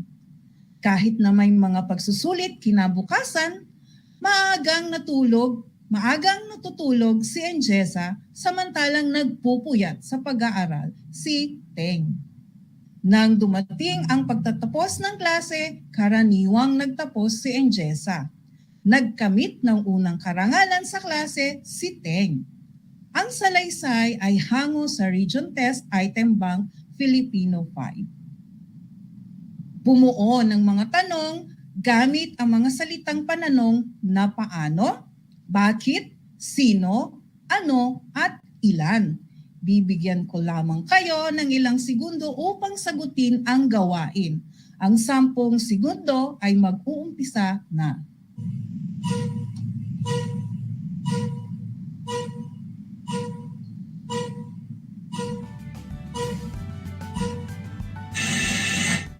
Ang oras ay tapos na. Maaaring iba-iba ang maging kasagutan ng bawat isa. Sa maaari ninyong naisagot, sino ang mas masipag sa magkapatid na Teng at Enjeza? Tama ang sagot ni Christina dahil siya ay nakabuo ng tanong na sino. Ano ang madalas gawin ni Enjeza? Magaling! Nakabuo tayo ng tanong na ano mula sa napakinggang salaysay. Heto pa, ilan ang nakuhang karangalan ni Enjeza? Mahusay! Nakagawa ng tanong mula sa tanong na ilan. Nakabuo rin tayo ng tanong na bakit walang nakuhang karangalan si Enjeza? Ang husay talaga ng mga ikalimang baitang dahil tamang muli ang inyong mga sagot. At para sa huling sagot, paano nagkaroon ng karangalan si Teng? Tama, nakabuo tayo ng tanong na paano. Ang tao ay nagtatanong dahil sa mayroon siyang nais malaman. Mayroon sa kanya na hindi maliwanag. Kailangan niya ng malinaw na sagot. Kaya kailangan niyang magtanong. At sa pagbuo ng mga tanong, dapat ito ay maliwanag at nauunawaan ng kausap. Tandaan na ang pangungusap na patanong ay palaging nagtatapos sa tandang pananong. Mahusay sa lahat ng sumubok sumagot. Naway tama ang inyong mga sagot. Kaya tumutok lang sa ating talakayan. Alam kong handa na kayo sa ating aralin ngayong araw na ito. Tara at atin nang umpisahan ang ating aralin na nakapag-uulat tungkol sa napanood. Mga bata, mahilig ba kayong manood ng pelikula, balita, dokumentaryo o Korean novela? Kung oo, ano ang huli mong napanood? Maiuulat mo ba ang makakahalagang pangyayari sa iyong napanood? Ang panonood ng pelikula, dokumentaryo, balita at iba pang panoorin ay nakaugalian na ng pamilyang Pilipino. Nakagawian na rin ang mga napanood ay ibinabahagi sa kakilala at kaibigan. Sa pamamagitan nito ay naipababatid na rin sa iba ang makahalagang detalye ng napanood. Sa araling ito, matututuhan ninyo ang pagbabahagi ng iyong napanood sa pamamagitan ng pag-uulat. Isa itong gawain na tiyak kawiwilihan ninyo sapagkat mahahamon nito ang inyong kakayahan at malilinang ang inyong kasanayan. Ngayon ay ating panoorin ang isang napapanahong balita. Unawaing mabuti ang balita at itala ang makakahalagang pangyayari na iyong napanood.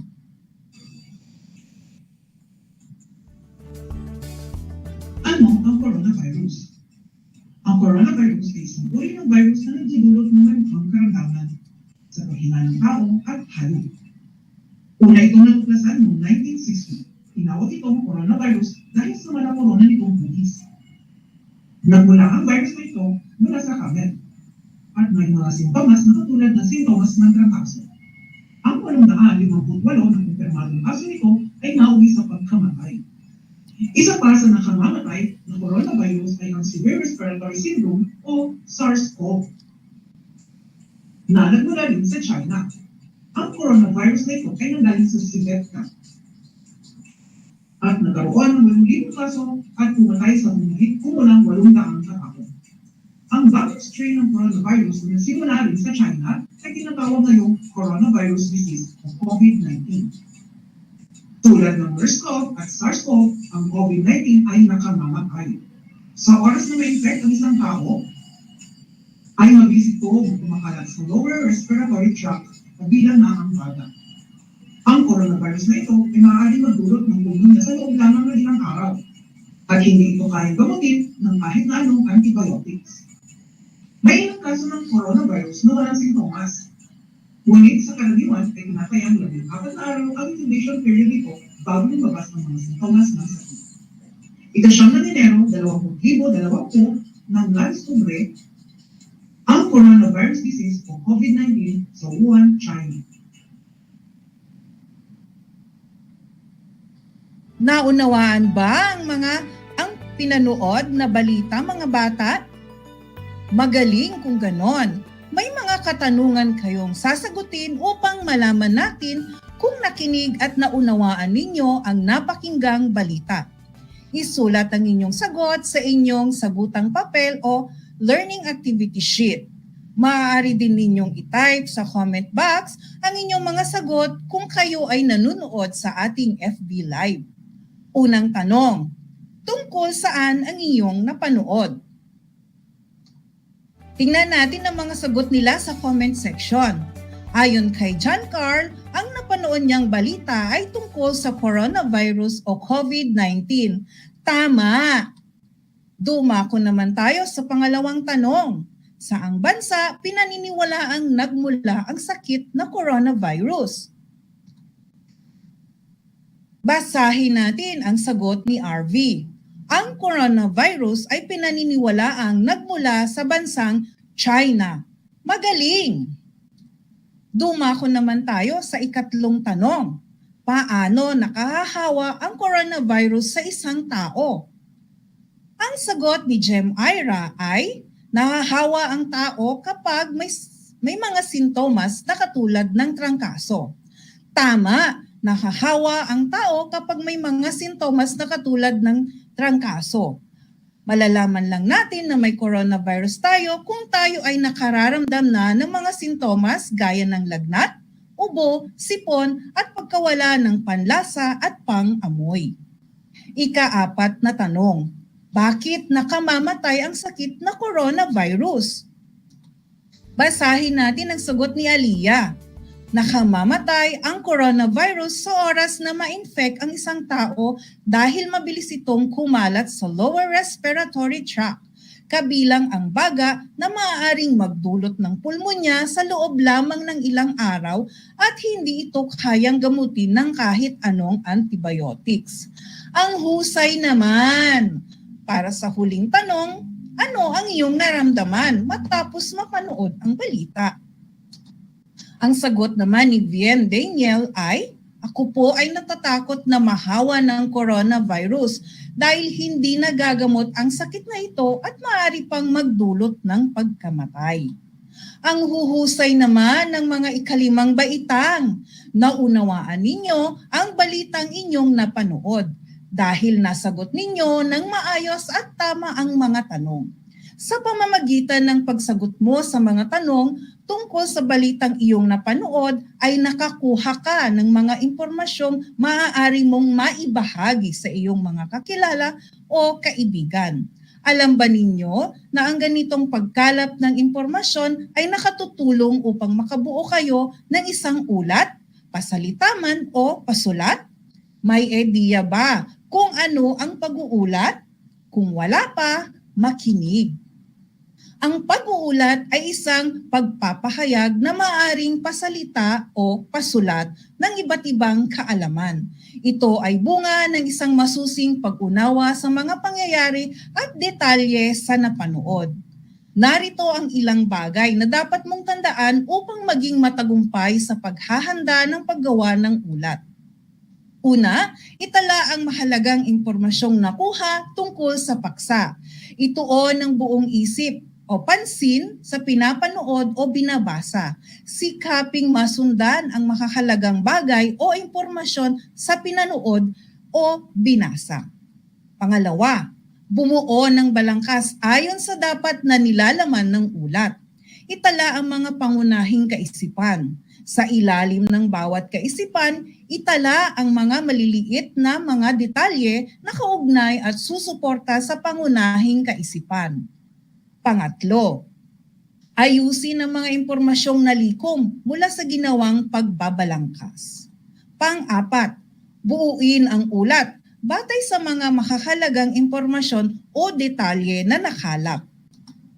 Sa pag-uulat na pasalita, nararapat na tandaan ang mga sumusunod. Maayos at organisadong paglalakad ng nakalap na impormasyon.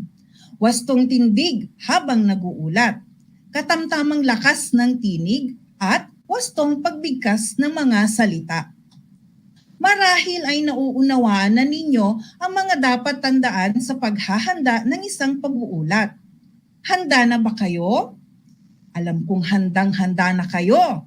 Subukin natin ang inyong kasanayan sa pagsusulat o pag-uulat sa pamamagitan ng mga gawaing inihanda ko para sa inyo. Isipin ninyong kayo ay isang broadcaster sa telebisyon o radyo na naghahanda ng isang pag-uulat. Para sa unang pagsasanay, panoorin at unawain ang balita. Tiyaking makapagtatala ka ng makahalagang impormasyon mula sa iyong napanood upang magamit sa kasunod na gawain. Bagyong Ulysses, nagdulot ng lampastaong baha. Matinding ulan at baha ang idinulot ng Bagyong Ulysses sa mga lugar na dinaanan nito.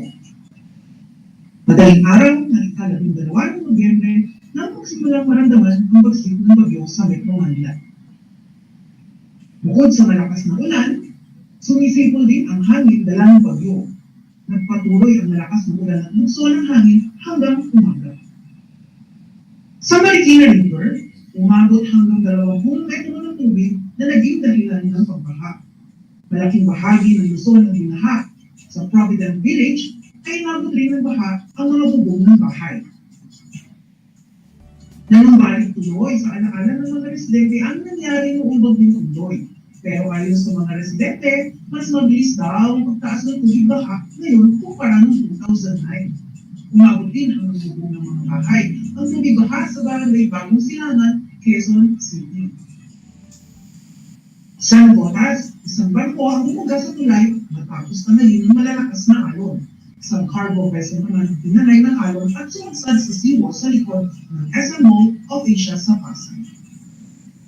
Sa lalawigan ng Rizal, maraming residente rin ang napilitan lumikas sa bubong ng kanilang mga bahay. Nagpastao na kasi ang baha sa maraming lugar. Ganito rin ang sitwasyon sa ilang lugar sa bayan ng Rodriguez at San Mateo, Rizal. Matinding baha rin ang dinulot ng bagyo sa lalawigan ng Central Luzon at Calabarzon dahil sa tindi ng buhos ng ulan. Nadagdagan din ng halos 6 na metro ang tubig sa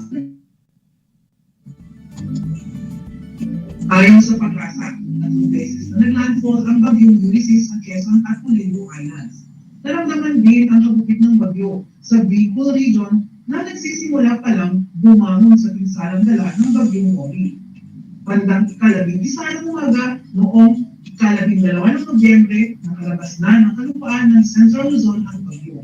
Inaasahan lalabas ng Philippine Area of Responsibility o PAR ang bagyong Ulysses sa ika-13 ng Nobyembre. Narito ang panuto para sa unang pagsasanay. Itala sa graphic organizer ang mahahalagang pangyayari mula sa napanood na balita. Isulat ang sagot sa sagutang papel. Bibigyan ko kayo ng 10 segundo upang tapusin ang pagsasanay. Ang oras ay mag-uumpisa na.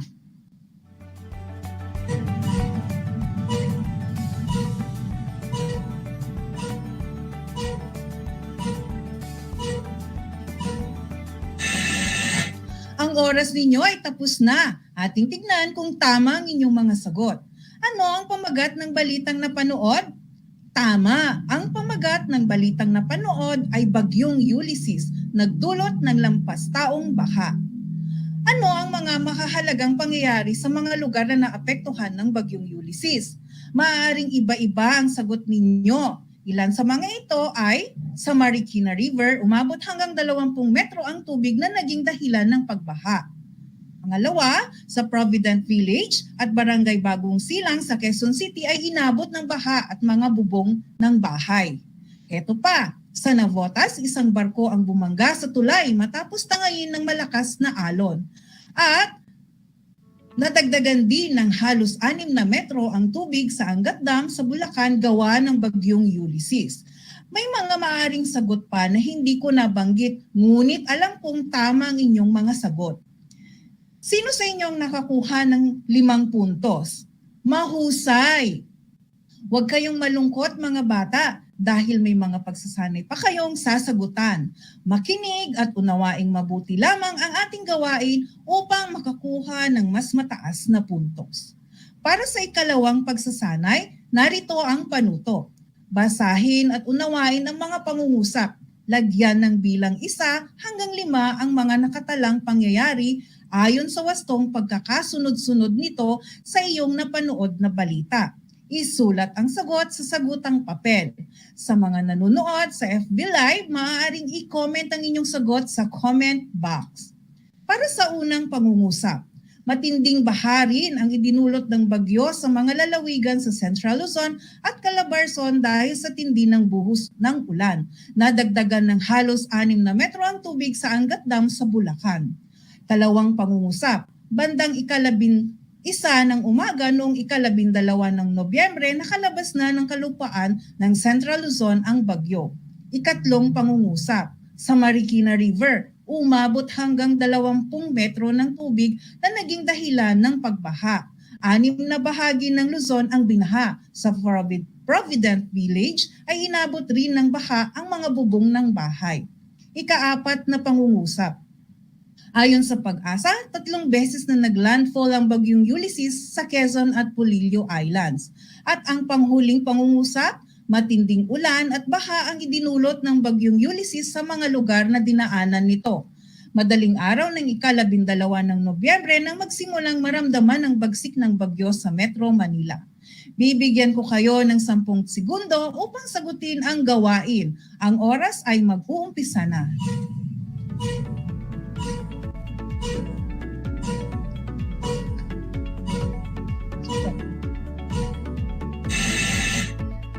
Para sa unang pangungusap, ang sagot ay 3.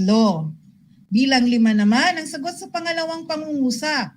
Bilang 2 naman ang sagot sa ikatlong pangungusap. Samantalang bilang 4 ang sagot sa ika-4 na pangungusap at bilang 1 ang sagot sa huling pangungusap. Nakakuha ba kayo ng 5 puntos? Ang husay naman! Batid kong naunawaan ninyo ang ating aralin sa araw na ito. Para sa inyong huling gawain, panoorin ang balita at sagutin ang mga kaugnay na gawain upang mas malinang pa ang kasanayan sa pagsusulat at pagbuo ng ulat. Kailangan natin manatili sa loob ng bahay. Huwag nababot ka na ba sa bahay? Nasasabi ka na ba makipaglaro sa iyong mga kaibigan? Ngayon walang pasok sa eskwelahan, nakaiinit talaga kapag nasa loob ka lamang ng bahay. Nakakahawa kasi ang sakit na ito, kaya importante ang physical distancing o hindi mo na paglapit sa mga kapo.